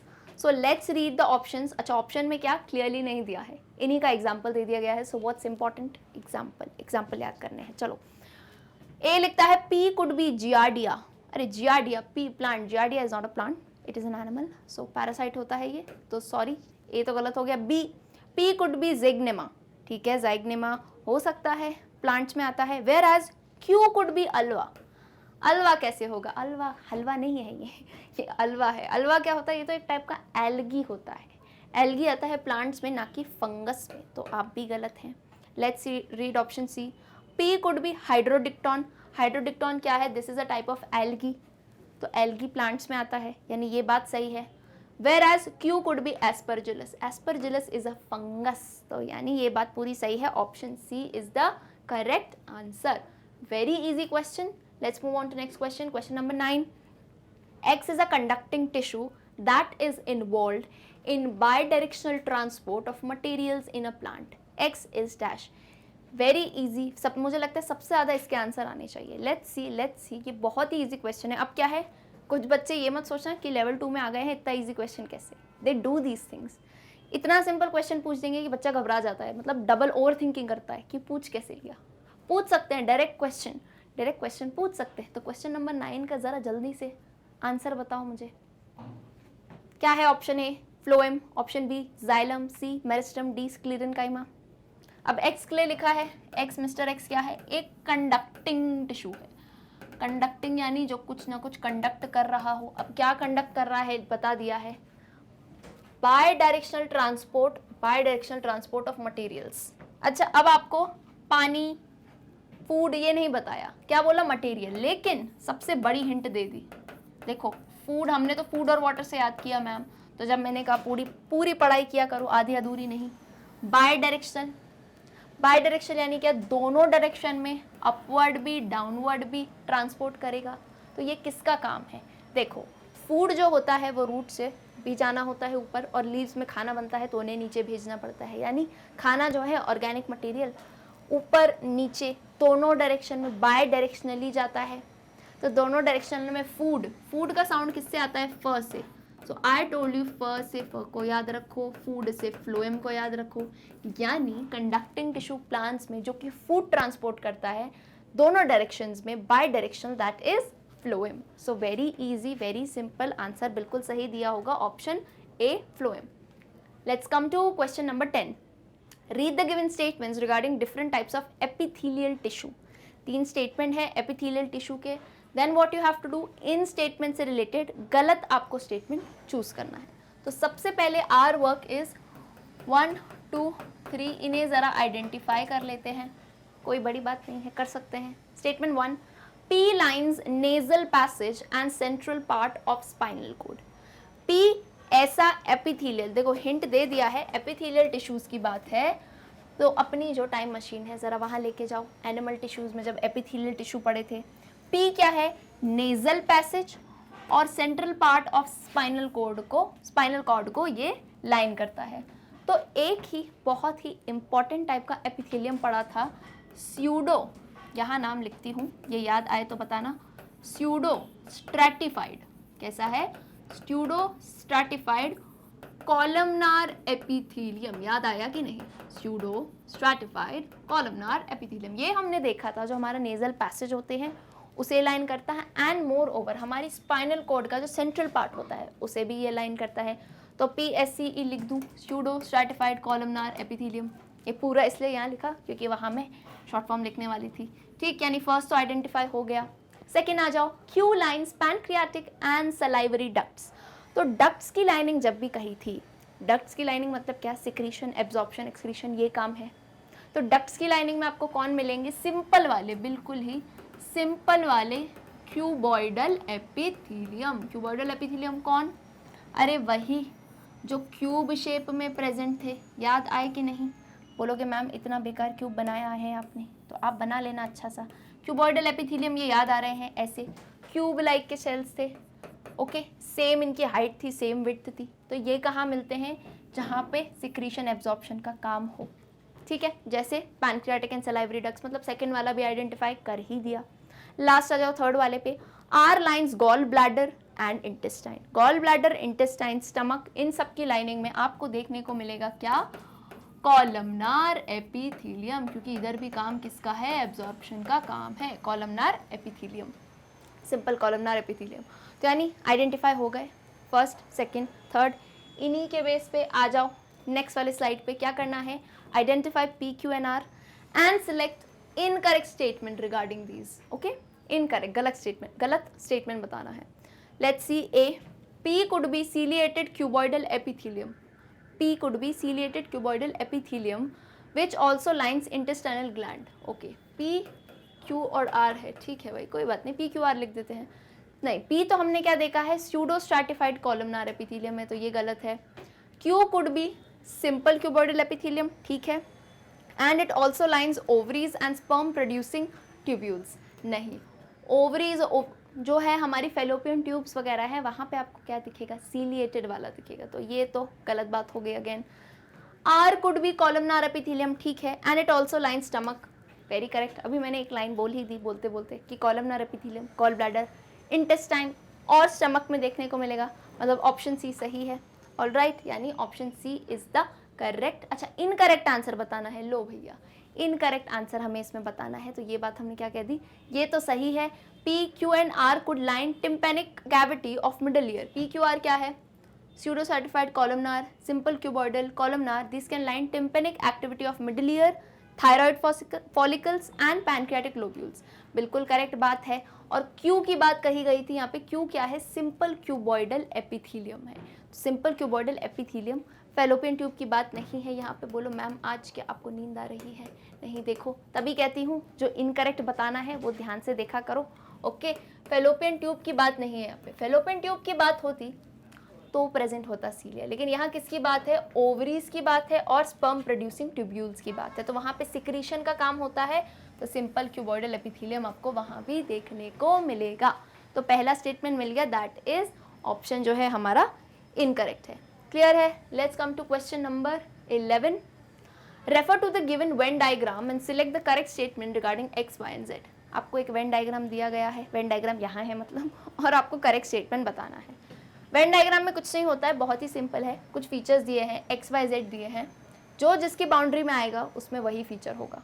तो यहाँ एक फीचर है सेगमेंटेड बॉडी, एक है ट्रू सीलमेट और एक है ड्यूटेरोस्टोम। तो ड्यूटेरोस्टोम ये वर्ड आपने सुना हो या नहीं सुना हो, आ जाओ जल्दी से एक कॉन्सेप्ट बता देती हूँ। प्रोटोस्टोम और ड्यूटेरोस्टोम, ओके। पहले नहीं देखा हो तो आज देख लो इसे, क्योंकि वेन डायग्राम में पूछ लिया है। तो प्रोटोस्टोम देखो, ये कहानी है एनिमल किंगडम की, ये कहानी है एनिमल से रिलेटेड कहानी है। क्या होता है? एम्ब्रियो जब डेवलप होता है तो दो जगह होती है, एक तो माउथ होता है, एक एनस होता है। तो अब उसमें से सबसे पहले क्या निकलेगा? ध्यान से सुनना, उसमें से सबसे पहले क्या निकलेगा? वहां से डिफाइन होते हैं प्रोटोस्टोम एंड ड्यूटेरोस्टोम। क्या बोला? सबसे पहले कौन आएगा, माउथ या एनस, तो डिफाइन होता है protostome and deuterostome. Is it clear? तो यहाँ पे जब हम प्रोटोस्टोम देखते हैं तो प्रोटोस्टोम में माउथ जो है वो पहले निकलता है, पहले आता है, तो वो होते हैं प्रोटोस्टोम। बोलोगे मैम कौन होते हैं? जितने भी इनवर्टिब्रेट्स हैं ओके, सिंपलर वाले इनवर्टिब्रेट्स हैं वो होंगे प्रोटोस्टोम। और यहाँ पे on the other hand anus पहले आता है। ये कौन होंगे तो ध्यान रखना, कॉर्डेट्स एंड इकाइनोडर्म। इकाइनोडर्मेटा के जो इकाइनोडर्म्स होते हैं वो आते हैं ड्यूटेरोस्टोम में। Is it very clear? तो अगर ये कहानी समझे हो तो यहाँ पे समझ जाओगे वाई में ड्यूटेरोस्टोम में कौन कौन आएंगे, इकाइनोडर्मेटा आएगा और कौन आएंगे, कॉर्डेट्स आएंगे। Is it very very clear? X में भी सेम कहानी होगी क्योंकि ड्यूटेरोस्टोम है। अब जेड में जो है इनवर्टिब्रेट्स आएंगे, जेड में जो है इनवर्टिब्रेट्स आएंगे। क्यों?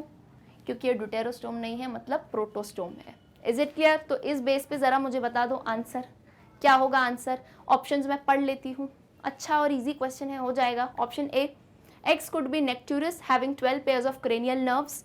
अब एक्स में बोला है नेक्टूरस है, 12 pair of cranial nerves and exhibiting internal fertilization, गलत।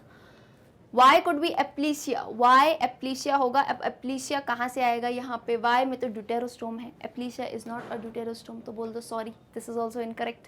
Z could be Lucifer having complete elementary canal and reduced body cavity।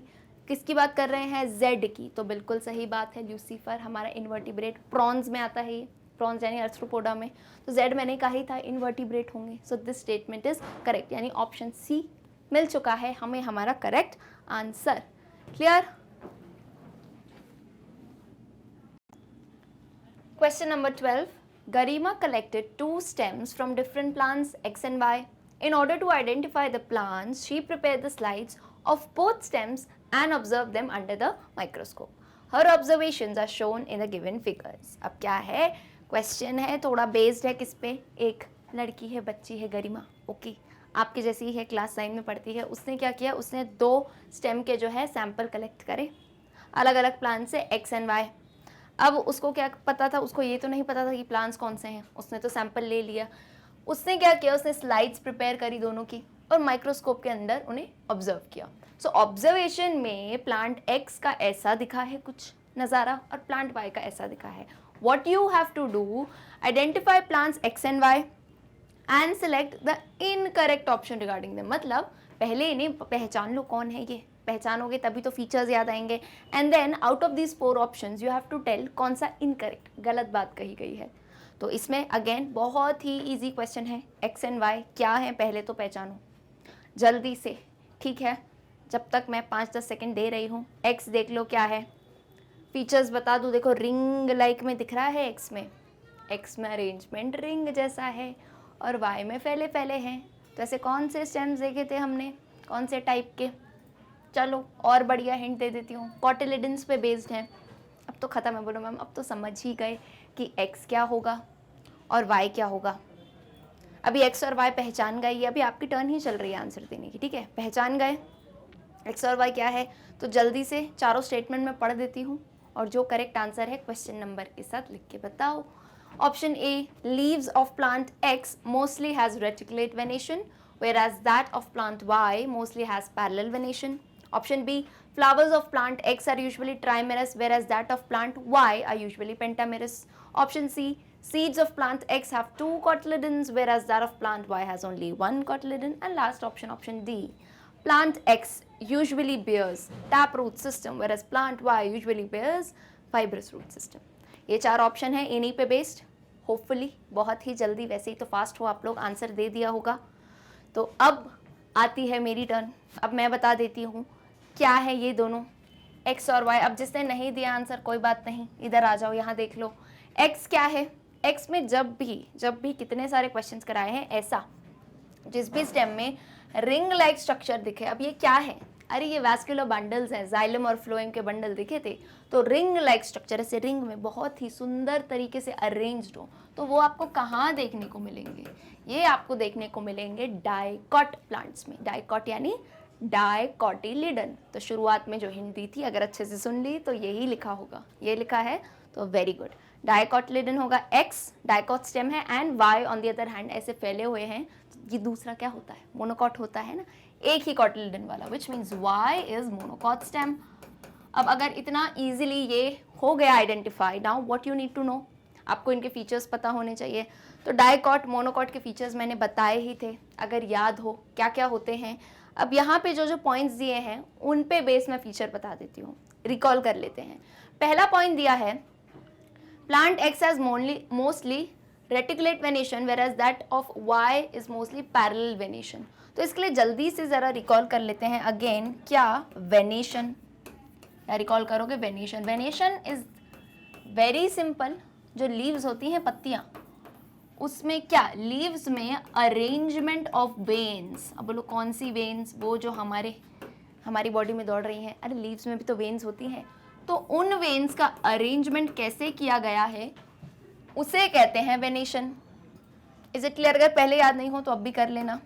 Okay, उसे कहते हैं वेनेशन। अब देखो किसकी बात है, डायकॉट और मोनोकॉट। डायकॉट और मोनोकॉट, डायकॉट और मोनोकॉट की बात है। तो डायकॉट क्या होता है, डाय मतलब दो कॉटलेडन वाले, तो इनके जल्दी से फीचर पहला वेनेशन है। तो यहाँ आपको मिलेगी ज्यादातर क्या, reticulate venation. Now what is reticulate venation?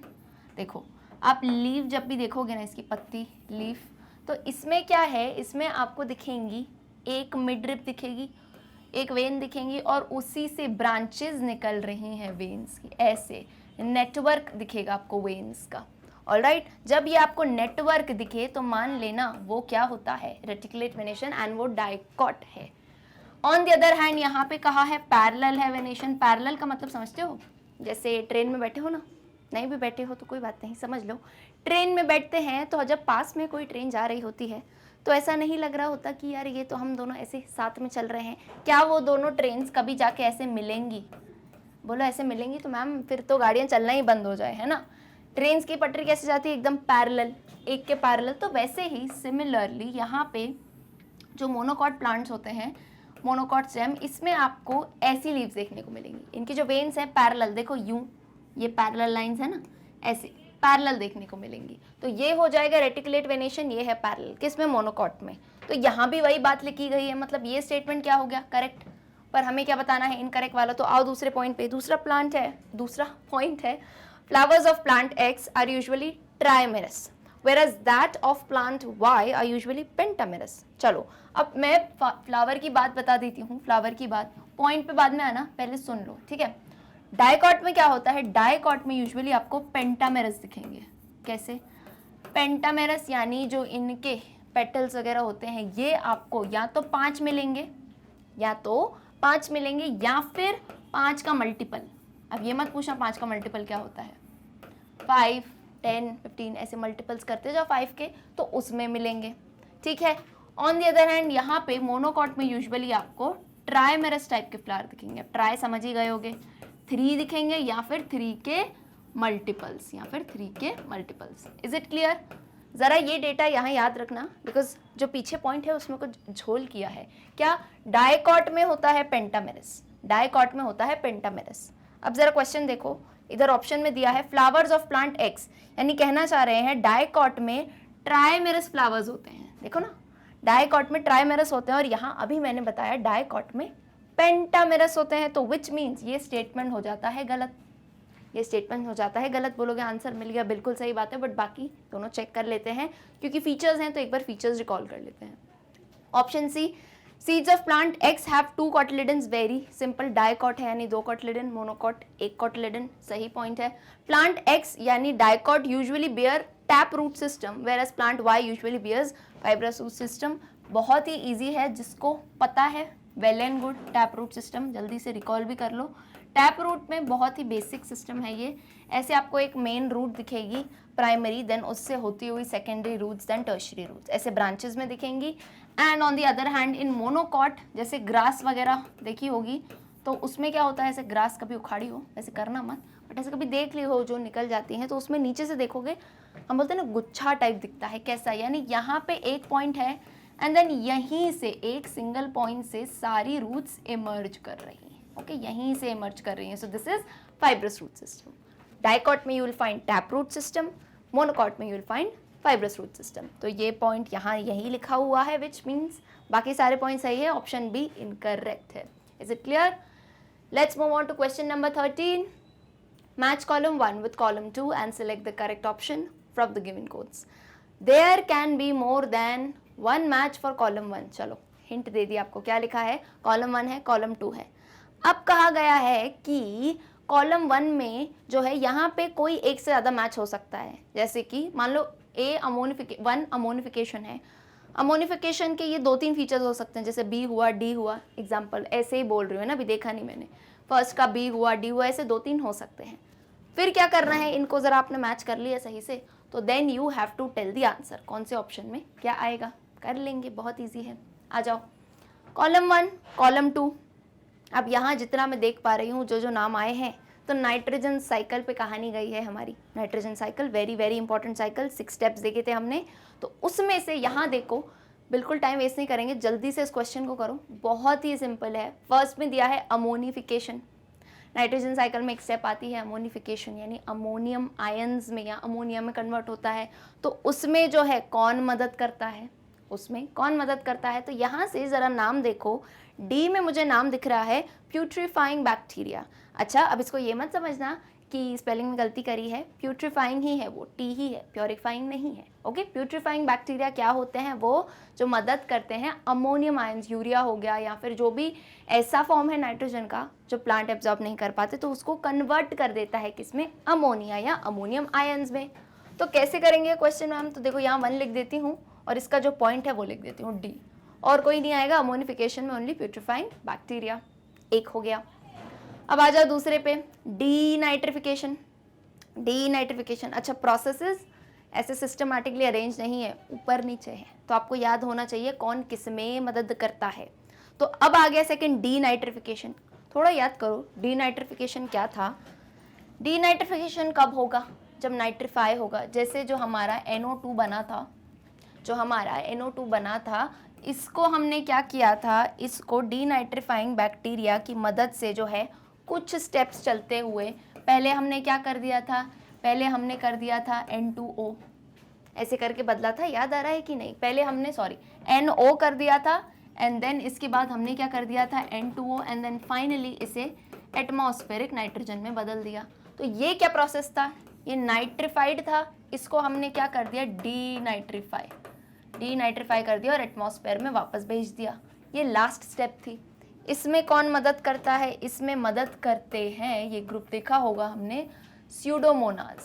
स्यूडोमोनाज, इसे हमने एक नाम दिया था denitrifying bacteria, this is a denitrifying bacteria. तो ज़रा देख लो कहाँ दिया है स्यूडोमोनाज, 2 and F, तो F वाले पे दिया है स्यूडोमोनाज, यानी सेकेंड का F है और कोई दूसरा नाम नहीं है, ठीक है।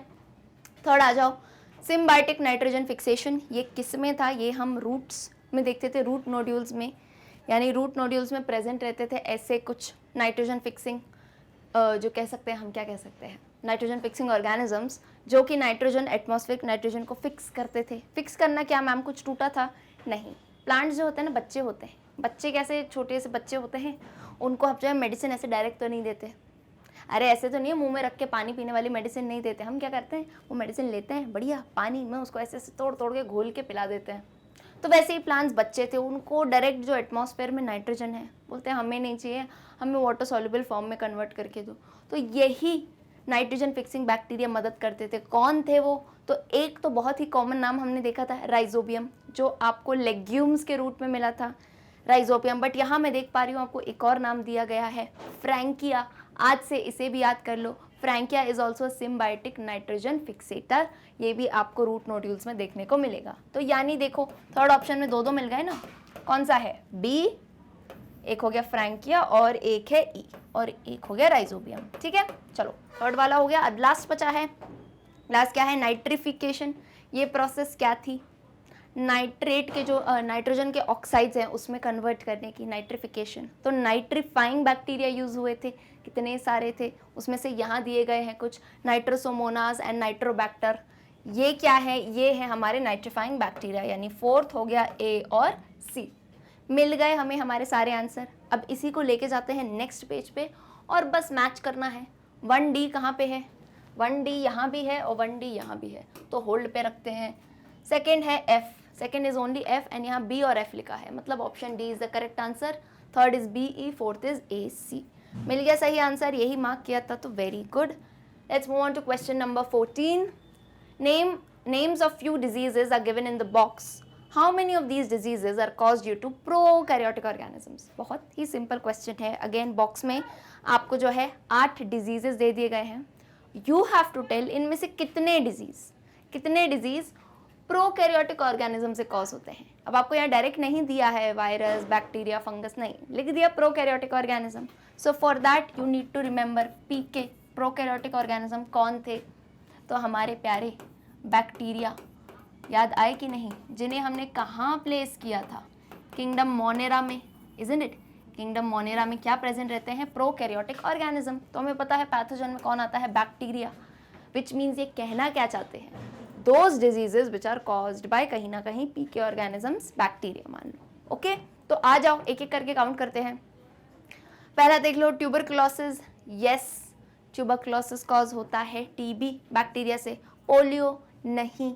एंथ्रेक्स, हाँ एंथ्रेसिस से होता है ये भी सही है, ये बैक्टीरिया का है. इन्फ्लुएंजा, अच्छा इन्फ्लुएंजा की कहानी समझ लो, बिल्कुल सही बात है. ये एक टाइप का फ्लू होता है, वायरस से कॉज होता है. लेकिन ये क्वेश्चन तभी इम्पोर्टेंट है इसीलिए जो है यहाँ पे कोई गलती कर देते हैं, ध्यान से सुनना. इन्फ्लुएंजा सही बात है वायरस से कॉज होता है, लेकिन इसमें जो है इन्वॉल्व होता है सेकेंडरी. अब बोलोगे मैम हमने ये नहीं देखा है, तो अभी देख लो, बिकॉज ये ओलंपियाड है भैया. ये क्लास 9 से ऊपर की बात है. आप क्लास 9 तक ये देखते हो कि इन्फ्लुएंजा यू नो फ्लू है, वायरस से कॉज होता है, दैट वहाँ तक इन्फॉर्मेशन करेक्ट है. अब एक स्टेप आगे आओ. सेकेंडरी बैक्टीरियल इन्फेक्शन होता है इन्फ्लुएंजा के होने से, और वो इन्फेक्शन बेसिकली क्या हो जाता है? निमोनिया जैसे. तो निमोनिया हमें पता है बैक्टीरिया से कॉज होता है, यानी इसके थ्रू जो है सेकेंडरी बैक्टीरियल इन्फेक्शन होता ही है मोस्ट प्रोबेबली. तो निमोनिया जो कि कॉज हो जाता है, देन इसमें तो हम कह सकते हैं कि ये बैक्टीरिया से हुआ है ना? कह सकते हैं कि नहीं? तभी इन्फ्लुएंजा को भी हम प्रोकैरियोटिक ऑर्गेनिज्म से हुआ है ऐसा मानेंगे. Is it very clear? अब सार्स आ जाओ. नहीं. टिटनस, यस टिटनस बैक्टीरिया से होता है. मीजल्स वायरस से होता है. पर्ट्यूसिस भी नहीं. तो मतलब कितने मिल गए? 1 2 3 4, 4 ऐसे डिजीजेस मिल गए जो प्रोकैरियोटिक ऑर्गेनिज्म से कॉज होते हैं. अच्छा, कोई ये कहेगा वायरस को क्यों नहीं लिया? अरे यार वायरस सेल ही नहीं है. वायरस तो खुद एक जिंदा बोलते हैं ना, सेल ही नहीं है. सो वो ना तो प्रोकैरियोटिक में आएगा ना कि यूकैरियोटिक में. ऑलराइट, विच मीन्स 4 कहाँ है? ऑप्शन ए में. So option A is the correct answer. Clear? Let's move on to question number 15. Again a very simple question, बस आपको जो है एग्जाम्पल्स याद होने चाहिए. तो आंसर अगर आ जाए तो ज़रा लिख दो. Question 15, read the given statements regarding composite fish culture system and select the correct option regarding them. क्या कहा गया है? हमने फिश कल्चरिंग पढ़ी थी, तो यहाँ पे कंपोजिट फिश कल्चर की बात है. जो हमने जोन्स देखे थे, surface zone, bottom zone, middle zone, उनके बेस पे ये क्वेश्चन है. तो जिसको, क्योंकि ये टॉपिक हमने बहुत ज़्यादा बड़ा करके नहीं पढ़ा था, तो जिसको याद हो, लेट्स सी कौन बता पाता है आंसर इसका.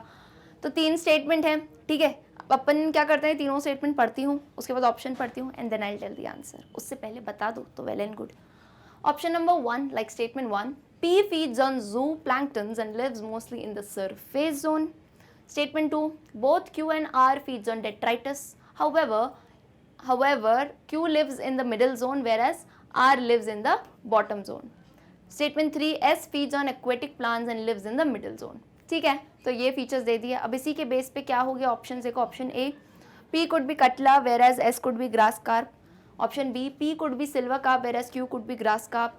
C, Q could be mrigal whereas R could be rohu. And D, R could be silver carp whereas S could be common carp. Clear है? तो इतना समझ गए कि P क्या हो सकता है? सरफेस जोन पे होने रहने वाला, सरफेस ऊपर पे जो रहेगा वहाँ फीड करेगा. Q एंड R डेट्राइटिस पे फीड करते हैं, यानी क्या, जो डेड रिमेन्स रहते हैं उन पे फीड करते हैं ये. बस Q को कहा है मिडिल जोन में मिलेगा, R बॉटम में मिलेगा, और S जो है एक्वेटिक प्लांट्स में फीड करता है और मिडिल जोन में मिलेगा. तो एक एक ऑप्शन से चेक कर लेते हैं कौन सा एग्जाम्पल सही दिया गया है, क्योंकि इसके एग्जाम्पल्स तो काफ़ी सारे हैं. ऑप्शन ए से शुरुआत करते हैं. Option A, P could be catla.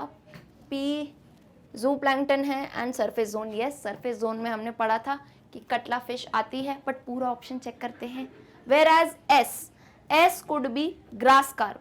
S feeds on aquatic plants and lives in the middle zone. अरे वाह, ये तो पहला ही ऑप्शन मिल गया सही.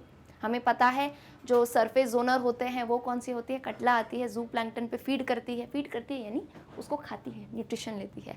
एंड एस जो है हमें मिडल जोन, बीच वाले जोन में मिलता है, और किस पे फीड करता है, एक्वेटिक प्लांट्स में, जो कि ग्रास कार्प एक एग्जाम्पल है। मतलब बहुत ही आसान, बहुत ही मज़ा आ गया, ए ऑप्शन ही मिल गया हमें हमारा correct answer. All right, let's move on to question number 16। Question number 16 very important question again बता देती हूँ। ये जो है आप इसका स्क्रीनशॉट लेना चाहो ले सकते हो, या कहीं नोट करने हो इसके फीचर, ठीक है। क्वेश्चन 16 अगर आंसर पहले दे पाओ, मैं इसमें नहीं कहूँगी कि आंसर आएगा ही आएगा, हो सकता है क्योंकि ये थोड़ी एक पॉइंट इसमें आगे की बात है, तो वो हम डिस्कस करेंगे, but still if someone knows the answer well and good. Question number 16 refer to the given figure showing a process to transport large amount of substances across the plasma membrane and select the correct statements regarding it। आपको यहाँ पे एक दिया गया है diagram, इस diagram में कुछ एक्टिविटी हो रही है और उसी एक्टिविटी पे बेस आपको ऐसे 4 स्टेटमेंट दे दिए गए हैं। देखो 4 स्टेटमेंट हैं and then you have to tell कि इनमें से करेक्ट स्टेटमेंट कौन से हैं। जो भी करेक्ट हो ये ऑप्शन बताना है। जब तक मैं समझा रही हूँ तब तक यू कैन ऑल्सो ट्राई, एक बार ट्राई तो कर लो। क्या है, इधर ऑब्जर्व करो फिगर को, इधर देखो, इधर आओ, क्या है इधर, यहाँ पे इतना देख पा रही हूँ मैं, एक लाइन में ही एक आपको छोटे से 2 शब्द दे दिए हैं, उसमें से यू कैन अंडरस्टैंड पूरी कहानी, बहुत ईजी है। यहाँ लिखा है एक्स्ट्रा सेल्यूलर फ्लूइड, क्या लिखा है बोलो, 2 शब्द में मैम क्या होगा, अरे पूरा आंसर आ सकता है सिर्फ इन 2 वर्ड से। व्हाट इज रिटन, इधर लिखा है एक्स्ट्रा सेल्यूलर फ्लूइड। एक्स्ट्रा मतलब क्या, एक्स्ट्रा का मतलब क्या होता है कि आपके पास ऑलरेडी चीज़ें कंप्लीट हैं और एक चीज़ एक्स्ट्रा है। तो यहाँ पे एक्स्ट्रा का मतलब होता है, एक्स्ट्रा इंट्रा का मतलब होता है बाहर। यहाँ पे जब हम सेल की बात करते हैं एक्स्ट्रा मतलब सेल के बाहर। तो ये देखो ज़रा, एक्स्ट्रा सेल्यूलर फ्लूइड है, यहाँ पे कुछ मुझे मटेरियल दिख रहा है, मुझे कुछ सब्सटेंस दिख रहा है, और इतना देख पा रही हूँ कि ये जो सेल है, ये जो सेल का मेम्ब्रेन है, ये इसको अंदर गटक ले रहा है। क्या कर रहा है, ध्यान से सुनना, ये बाहर एक्स्ट्रा सेल्युलर फ्लूइड है और ये सेल देख रही हूँ, ये बाहर था, ये इसको अंदर ले रहा है और अंदर ले लिया। यानी सेल ने कोई सब्सटेंस था जिसे खा लिया। खाने को क्या कहते हैं, अरे खाते हो ना नॉर्मली, उसे क्या कहते हो, न्यूट्रिशन लेना कहते हो कि नहीं, बिल्कुल कहते हो। तो या तो सेल ऐसा कुछ कर रहा है जिससे ये न्यूट्रिशन ले रहा हो, सेल को भी तो न्यूट्रिशन की ज़रूरत है, या तो इसने खाना खाया, या दूसरी चीज़ क्या हो सकती है, हो सकता है ये कोई पैथोजन हो, ये अटैक करने आया हो, ये सही नहीं लगा हो सेल ने, तो सेल क्या करता है, एज अ डिफेंसिव प्रोसेस हमारी बॉडी को बचाने के लिए खा जाता है उसको। तो या तो न्यूट्रिशन ले रहा है, या तो जो है हमारी बॉडी को डिफेंड कर रहा है। इतना समझ आया कि नहीं, कुछ भी मैंने कॉन्सेप्ट नहीं बताया, बस डायग्राम देख के मुझे इतना दिख रहा है कि ये कुछ खा रहा है भाई, या तो खाना खा रहा है या तो फिर हमारी बॉडी को डिफेंड कर रहा है, डिफेंसिव प्रोसेस है। तो ये प्रोसेस जिसमें सेल इनटेक करता है, अंदर लेता है, अंदर बोला जब मैंने, तो इस प्रोसेस का नाम होगा होगा नहीं मतलब है ही, एंडोसाइटोसिस।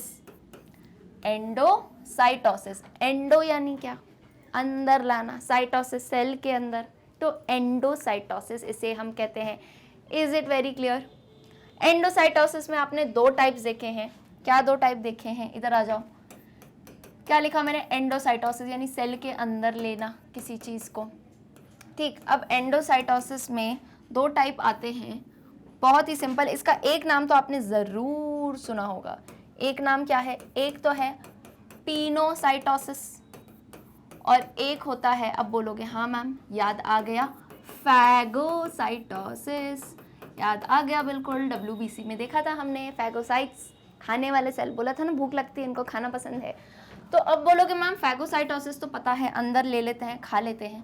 पिनोसाइटोसिस क्या है, तो बहुत ही सिंपल बात बताती हूँ। पिनो, जब पानी पीते हो, पानी को पीते हो ना, पीना, पानी पीना, तो ये क्या लिखा है, पिनो। तो मतलब कोई भी अगर लिक्विड चीज़ को ये अंदर ले रहे हैं, दैट इज पिनोसाइटोसिस। कोई भी लिक्विड चीज़ को अंदर ले रहे हैं, दैट इज पिनोसाइटोसिस, पियो, बढ़िया।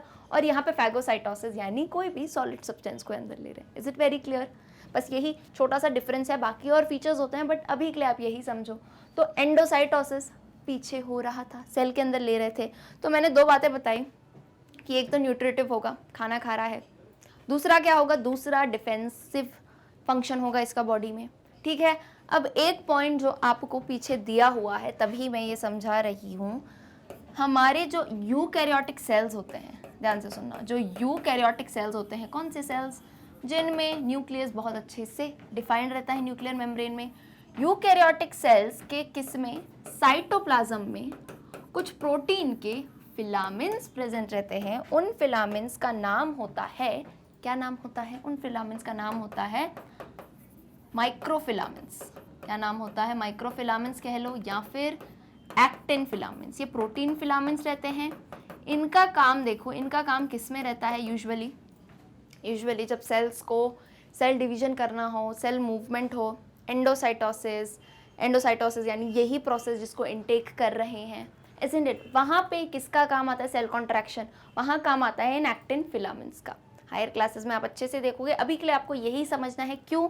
बिकॉज ऑप्शन में ये बात कही गई है। ये पूछ रहे हैं कि क्या एंडोसाइटोसिस यूज होता है, माइक्रोफिलामेंट्स इस प्रोसेस में कहीं काम आते हैं, तो बिल्कुल आते हैं।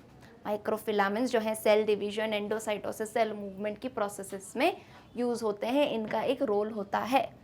तो अब अगर इतनी बात समझ गए हो मेरी, इतनी बात समझ गए, तो ज़रा जल्दी से जो है मुझे बता दो, जल्दी से बता दो क्या हो सकता है आंसर। स्टेटमेंट 1 कहता है it is a nutritive and defensive process. क्या ये सही बात है? बिल्कुल सही है। मैंने कहा ना, न्यूट्रिशन और डिफेंस करेगा ये बॉडी को, ठीक है। अब आ जाओ स्टेटमेंट 2 पे।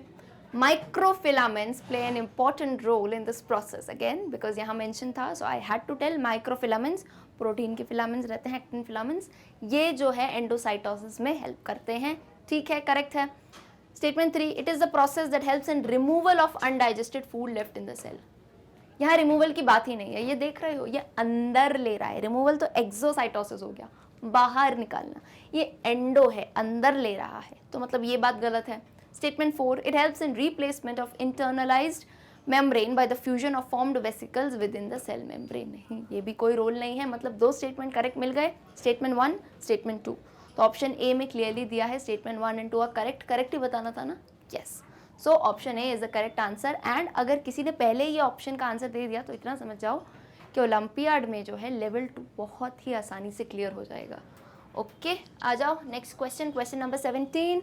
Identify organisms X, Y and Z in the given chart and select the correct option regarding them. What you have to do, यहाँ आपको एक चार्ट दिया है, चार्ट के कुछ फीचर्स है, एक्स, वाई एंड जेड बताया है कि हो सकता है इसमें फीचर हो, इसमें फीचर नहीं हो।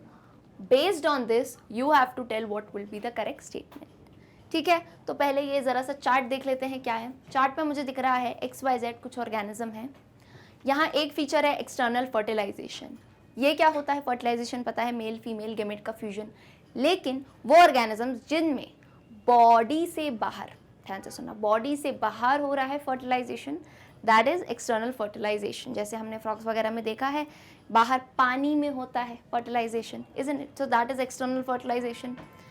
नेक्स्ट है कोल्ड ब्लडेड। कोल्ड फर्टिलाइजेशन नहीं है, ये कोल्ड ब्लडेड एनिमल्स। ब्लडेड क्या होता है, मैं बोलेगा मैम ठंडा खून है, तो हमें पता है वार्म ब्लडेड, कोल्ड ब्लडेड। याद करो, वार्म ब्लडेड क्या होते हैं, जो अपना बॉडी टेम्परेचर मेंटेन कर सकते हैं, एज सिंपल एज दैट। जैसे हम ह्यूमन बींग्स, कोई किसी भी मौसम में, मान लो आपके शहर में गर्मी हो रही है, कोई कश्मीर जा रहा है घूमने ठंड में, कोई कहीं और जा रहा है पोलर रीजन्स में, कोई नीचे जा रहा है केरला में, यानी कितने अलग अलग मौसम में हम रह सकते हैं, इजंट इट? ऐसा तो नहीं है हमारी बॉडी बहुत ही कुछ रिएक्शन देने लगे, सब नॉर्मल रहता है, हम जा सकते हैं, जैकेट पहन लेते हैं, यानी हमारी बॉडी में टेम्परेचर मेंटेन रहता है। सिमिलरली बर्ड्स का भी सेम सीन है। On the other hand cold blooded animals, जिनका बॉडी टेम्परेचर मेंटेन नहीं रहता, मतलब कि जैसे बाहर मान लो बाहर 25 डिग्री सेल्सियस है, तो इनकी बॉडी भी 25 डिग्री सेल्सियस हो जाएगी।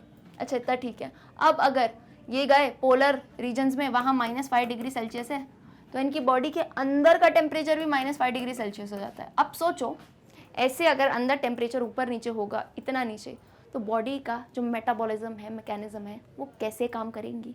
उन्हें तो एक डेफिनेट टेम्परेचर चाहिए। So these are cold blooded, जिनमें बॉडी टेम्परेचर मेंटेन नहीं रहता, तो यूजुअली एक ही एरिया से कन्फाइंड रहते हैं, कोल्ड ब्लडेड। एंड लास्ट है 4 चेम्बर्ड हार्ट फीचर है। हार्ट के चेम्बर्स देखे थे 2, 3, 4 चेम्बर्ड हार्ट। तो कहने का मतलब क्या है, यहाँ फीचर्स दिए हैं, टिक और क्रॉस करके देख लेते हैं क्या बात है। आ जाओ एक्स पे। पहले एक्स को पहचान लेते हैं। अच्छा, ये प्रोबेबिलिटी हो सकती है कि ये वाला ऑर्गेनिज्म ये होगा, एंड देन हम ऑप्शंस में देखेंगे कि किसका एग्जाम्पल दिया है। तो एक्स देख लेते हैं। एक्स में लिखा है फर्टिलाइजेशन एक्सटर्नल है, ठीक है, और कोल्ड ब्लडेड है, ठीक है। 4 चेम्बर्ड हार्ट नहीं है। तो याद करिए एक्सटर्नल फर्टिलाइजेशन अभी मैंने बोलते बोलते एक नाम कह दिया था, किसका? फ्रॉग का। फ्रॉग किस में आता है? एम्फीबिया में, यानी एम्फीबियंस में कैसा होता है? एक्सटर्नल फर्टिलाइजेशन और कोल्ड ब्लडेड होते हैं, ठीक है। नेक्स्ट आ जाओ, ऑर्गेनिज्म वाई, एक्सटर्नल फर्टिलाइजेशन नहीं है, मतलब इंटरनल है। कोल्ड ब्लडेड है, लेकिन ये कोल्ड ब्लडेड है, और 4 चेम्बर्ड हार्ट भी नहीं है, मतलब कि मोस्ट प्रोबेबली जो है ये हो सकते हैं हमारे रेप्टाइल्स, क्योंकि रेप्टाइल्स में फर्टिलाइजेशन तो इंटरनल है लेकिन कोल्ड ब्लडेड होते हैं, और 4 चेम्बर्ड हार्ट भी नहीं है। अब बोलोगे क्रोकोडाइल होता है एक्सेप्शन, 1000 चीज़ में अगर एक चीज़ हो तो उस पर ध्यान नहीं देते, ठीक है। एंड लास्ट आ जाओ जेड। जेड क्या है? एक्सटर्नल फर्टिलाइजेशन भी नहीं है, कोल्ड ब्लडेड भी नहीं है, मतलब वार्म ब्लडेड होंगे, 4 चेम्बर्ड हार्ट है, मतलब या तो ये क्या हो सकते हैं? बर्ड्स हो सकते हैं, या फिर ये मैमल्स हो सकते हैं, मतलब हम में से कोई। तो यहाँ अपन ऑप्शन ही लिख देते हैं, बाकी आगे जाके देखेंगे कि क्या कहानी है, ठीक है। तो ऑप्शन देखते हैं। Option A, X could be torpedo containing exoskeleton of cycloid और टीनॉइड सेल्स, नहीं, एक्स तो एम्फीबिया है तो ये भी गलत है। बी है, Y could be Hyla having smooth and moist skin devoid of scales, Y क्या है? रेप्टाइल है, नहीं, हाइला किस में आता है? ये एम्फीबिया में आता है, सॉरी ये भी गलत है। Option C, Z could be gallus having exoskeleton of feathers. अब अगर आपको गैलस नहीं पता है तो आंसर भी नहीं दे पाओगे। गैलस क्या होती है? अरे वो चिकन होती है, मुर्गी। फाउल होती है, फाउल मतलब फुटबॉल वाला फाउल नहीं, ये फाउल जो बर्ड्स देखते हैं, पोल्ट्री बर्ड्स, चिकन वगैरह, उसे कहते हैं फाउल। अब फाउल किस में आती है? बर्ड बोला ना अभी, पोल्ट्री बर्ड, तो बर्ड, जेड कुड बी गैलस, यानी जेड अभी मैंने क्लियरली यहाँ लिखा है बर्ड होगी, तो सही तो कह रहे हैं, जेड कुड बी गैलस, तो which means option C is the correct answer. Exoskeleton of feathers बिल्कुल सही बात है। इज इट क्लियर और नॉट? चलो आ जाओ नेक्स्ट क्वेश्चन, क्वेश्चन नंबर 18। क्वेश्चन नंबर 18 डाइकोटोमस की है, थोड़ी लंबी कहानी रहेगी। यहाँ आइडेंटिफाई करेंगे और नेक्स्ट पेज पे ऑप्शन है, आंसर बताना है, सिंपल काम है। आ जाओ, क्या है पीछे देखो question. Refer to the given dichotomous key and select the correct option regarding L, M and O. तो एक एक करके सॉल्व करेंगे इसको। पहले आ जाओ 1 पे। ये रिडल होती हैं, पहेलियाँ जैसे नहीं होती हैं कि ये वाली चीज़ ढूंढनी है तो यहाँ जाओ फिर उधर जाओ फिर उधर जाओ, तो कहीं जाना नहीं है, बस यहाँ पे ही हमें क्वेश्चन 2, 3, 4 इधर ही जाना है। ऑलराइट, सो फर्स्ट क्या है? A, pathogens transmitted directly from an infected to a healthy person. क्या कहा गया है ऑप्शन ए में? पैथोजेंस जो ट्रांसमिट होते हैं डायरेक्टली, डायरेक्ट और इनडायरेक्ट में डिफरेंस समझे। डायरेक्ट मतलब कि जैसे अगर इन्फेक्टेड हो कोई इंसान, जैसे मैं इन्फेक्टेड हूँ और मैं अपनी फ्रेंड के पास गई एंड उसको मैंने डायरेक्टली टच कर दिया, या उसने जो है कह सकते हैं उसको डायरेक्ट टच कर दिया, ऐसे कोई भी मीडियम से डायरेक्ट, या मैंने स्नीज किया और उसने वो इनहेल कर दिया, तो यानी ये हो गया डायरेक्ट कॉन्टैक्ट, ऐसे उसको बीमारी पहुँची, ये एक हो गया डायरेक्ट। इनडायरेक्ट यानी कि डायरेक्टली नहीं, टच से नहीं, बट फूड में, कहीं खाने में, कहीं पानी में, या कहीं उसने कोई ऐसे मेरे कॉम वगैरह यूज़ कर लिए तो उसके थ्रू, या आप कह सकते हो वेक्टर्स के थ्रू ट्रैवल होगी, तो उसे कहते हैं indirect method. Is it very clear? आ जाओ, अब कहा है pathogens transmitted directly from an infected person to a healthy person, go to 2।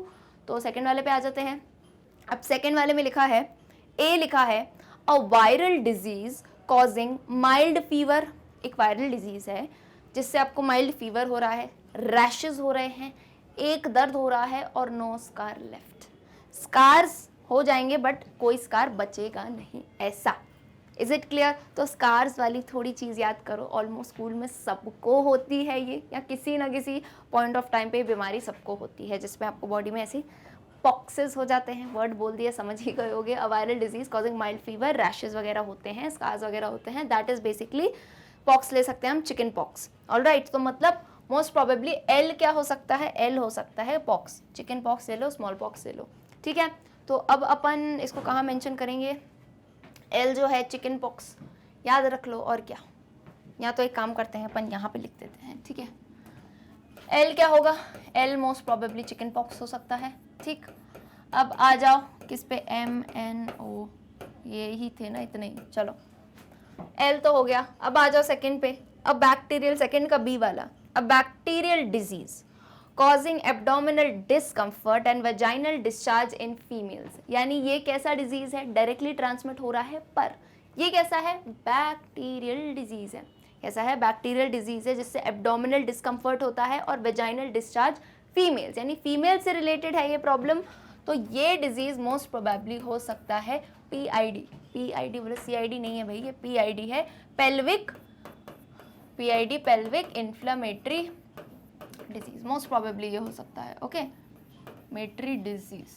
चलो अब बोलो मैम आप बार बार मोस्ट प्रोबेबली क्यों कह रहे हो, क्योंकि देखो होता है काफ़ी सारे डिजीज़ में सेम टाइप के सिम्टम्स रहते हैं, तो अपन ऑप्शन में देख सकते हैं, अगर वैसा ही कोई दूसरा डिजीज़ हो तो वही है। यहाँ तक तो जो हमें याद आए हम लिख लेते हैं, ठीक है।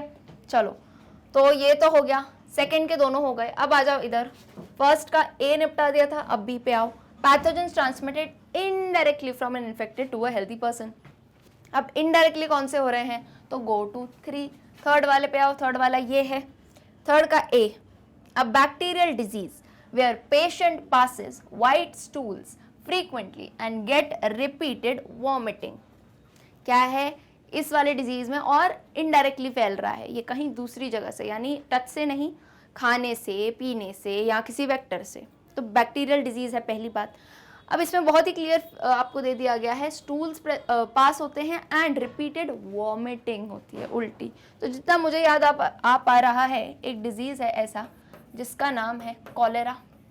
कॉलेरा याद आया, कॉलेरा बैक्टीरियल डिजीज़ है, विब्रियो कॉलेरी, इससे स्प्रेड होता है। और ये कैसे स्प्रेड होता है, इनडायरेक्टली, कंटैमिनेटेड पानी के थ्रू, है ना, कंटैमिनेटेड वाटर के थ्रू जो है कॉलेरा स्प्रेड होता है। बैक्टीरियल डिजीज़ है, बिल्कुल सही बात है, और उसमें स्टूल्स और वॉमिटिंग होती है, तो मोस्ट प्रोबेबली यही होगा। अब लास्ट आ जाओ, ओ क्या है, अ प्रोटोजोअन डिजीज़, बता दिया है, प्रोटोजोआ से कॉज होता है disease that affects brain of the patients and as a result patient becomes lethargic and unconscious. ये ऐसा डिजीज है, ये ऐसा डिजीज है जिसमें पेशेंट को ब्रेन में इफेक्ट होता है, ब्रेन में।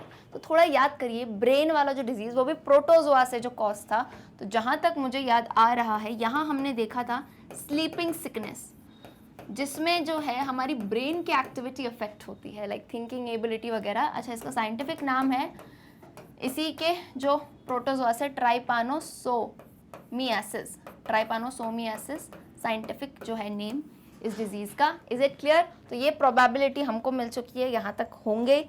अब आ जाओ किधर, इधर आ जाते हैं, लेट्स चेक कि कौन सा ऑप्शन सबसे करेक्ट है, ठीक है। एल कुड बी मम्स, यहीं रहेंगे क्योंकि चेंज भी करना है अपन को, यहीं आ जाता है। देखो, L could be mumps whereas M could be tuberculosis. L could be mumps और एम कह रहे हैं ट्यूबरक्लोसिस, तो बिल्कुल नहीं, ये गलत ऑप्शन है, ये नहीं हो पाएगा। अब आ जाओ next, M could be syphilis, M could be syphilis whereas N could be tuberculosis, नहीं, दिस इज ऑल्सो इनकरेक्ट। अब आ जाओ कहाँ पे, N could be cholera, N हमने कॉलेरा लिखा है तो बिल्कुल सही बात है, एक कॉलेरा तो मिल गया। whereas O could be trypanosomiasis, O could be sleeping sickness या ट्राइपानोसोमियासिस, यानी देखो ऐसा नहीं है, करेक्ट ऑप्शन मिलता है, option C is the correct answer. Is it clear? Option C मिल चुका है, एग्जैक्ट जो हमने मैच किया है उस पे बेस्ड। क्लियर? अब आ जाओ लास्ट क्वेश्चन, क्वेश्चन नंबर 19, बहुत ही इंपॉर्टेंट क्वेश्चन है, थोड़ी अलग इसकी कहानी है बट बहुत ईजी है। Refer to the given paragraph where few words have been italicized। यहाँ पे पैराग्राफ में कुछ कुछ वर्ड्स को ऐसे आपको हाईलाइट करके दिया गया है। क्या करना है, ध्यान से सुनना, इन वर्ड्स में जो इटैलिसाइज हैं इनकी कुछ बातें कही गई हैं। अब आपको बताना है इसमें से इनकरेक्ट स्टेटमेंट कौन सा है, इसमें से इनकरेक्ट स्टेटमेंट कौन सा है। तो पहले जो है, सबसे पहले एक काम करते हैं, हम आते हैं यहाँ पे आराम से जो है इस पैराग्राफ को पढ़ते हैं और अपनी तरफ से जितना समझ आए वो गलतियाँ देख लेते हैं। क्लियर? आ जाओ। बायोमैग्निफिकेशन इज द प्रोसेस, पहले एक बात सुन लो, पहले जो है पूरा एक साथ पढ़ लेंगे एंड फिर आएंगे मिस्टेक्स पे, ठीक है। पहले ऐसे ही जैसा दिया है पढ़ लेते हैं। Biomagnification is the process by which excessive growth of algae occurs due to presence of sewage and fertilizers in water bodies. It occurs mainly due to sulfates and phosphates. It results in algal bloom. After some time, submerged plants subsequently die and anaerobic decomposer bacteria becomes active. They consume dissolved oxygen and hence aquatic life is affected. Eutrophication is the decrease in concentration of non-biodegradable chemical substances at each trophic level in the food chain. It mainly affects organisms present at the lowest level in the food chain. अब ये पढ़ते time लग रहा होगा ma'am जैसी information हमें है उल्टी सीधी लग रही है, बिल्कुल सही बात है, उल्टी सीधी ही है ये, उल्टी सीधी है। तो यहाँ आके देखो इनकरेक्ट स्टेटमेंट ज़रा बता दो इनमें से। तो यहाँ लिखा है statement A, biomagnification and eutrophication must be interchanged and decrease should be replace with increase. आ जाओ, बोला है बायोमैग्निफिकेशन और यूट्रोफिकेशन इन दोनों को इंटरचेंज कर दो। तो बिल्कुल सही बात है, जब मैं डेफिनेशन पढ़ रही थी क्लियरली समझ आया ये बायोमैग्निफिकेशन की डेफिनेशन नहीं है, दिस इज यूट्रोफिकेशन। यानी इसको अगर ऐसे हाथ रख सकते हैं ना, इसको अपन ऐसे हाथ रख दे और यहाँ से रीड करो, eutrophication is the process by which excessive growth of algae occurs. Eutrophication का ही तो प्रोसेस है जिसमें एल्गल ग्रोथ बहुत ज़्यादा हो जाती है। क्यों? क्योंकि सल्फेट्स और फॉस्फेट्स बढ़ जाते हैं, उससे एल्गल ब्लूम हो जाता है, जो हरा पानी दिखता है आपको, तो दैट इज यूट्रोफिकेशन। एंड इधर है बायोमैग्निफिकेशन, इधर है बायोमैग्निफिकेशन, उसमें भी बायोमैग्निफिकेशन डिक्रीज नहीं है, इंक्रीज है। बायोमैग्निफिकेशन में क्या होता है, इंक्रीज होता है। कौन से? नॉन बायोडिग्रेडेबल सब्सटेंसेज या जो केमिकल सब्सटेंसेज होते हैं, और ट्रॉफिक लेवल में बढ़ते बढ़ते जो है ऊपर वाले ट्रॉफिक लेवल को ये बहुत ही ज़्यादा अफेक्ट करते हैं। तो यानी ये स्टेटमेंट सही है, इसको यहीं रहने दो, गलत स्टेटमेंट बताना है। अब आ जाओ बी पे। बी में लिखा है sulphates should be replaced by nitrates and phosphates should not be replaced as it is correctly mention. तो क्या लिखा है, sulphates should be replaced by nitrates. तो याद करिए क्या पढ़ा था हमने, नाइट्रेट्स एंड फॉस्फेट्स के वजह से क्या होता है, यूट्रोफिकेशन। बायोमैग्निफिकेशन है ये जो है पैराग्राफ, इसको थोड़ी देर के लिए भूल जाना। एक्चुअल में क्या है, ये यूट्रोफिकेशन है और यहाँ पे क्या आना चाहिए था, जैसे कि यहाँ दिया है नाइट्रेट्स एंड फॉस्फेट्स। क्लियर? तो ये बात भी सही है। अब आ जाओ, anaerobic and biomagnification must not be replace as they correctly mention. तो गलत बात है, अभी हमने देखा बायोमैग्निफिकेशन की जगह यूट्रोफिकेशन था एंड एनएरोबिक की जगह aerobic, so this is statement incorrect. ये गलत मिल गया, क्लियर है? तो यानी this is our correct answer. समझे? देखो मेन चीज़ जो आपको यहाँ याद रखनी होगी ना, बताना क्या है, incorrect statement. Is it clear? Okay, so ये था हमारा last question. This was all about previous year questions. अब क्या करो, तब तक जाओ हमारी वेबसाइट magnetbrains.com पे, सभी कोर्सेज K-12 बिल्कुल फ्री ऑफ कॉस्ट मिलेंगे। अगर ये वीडियो पसंद आया हो तो लाइक, सब्सक्राइब, शेयर और कमेंट करके ज़रा बताओ किसके कितने आंसर्स करेक्ट गए। See you all in the next video, bye.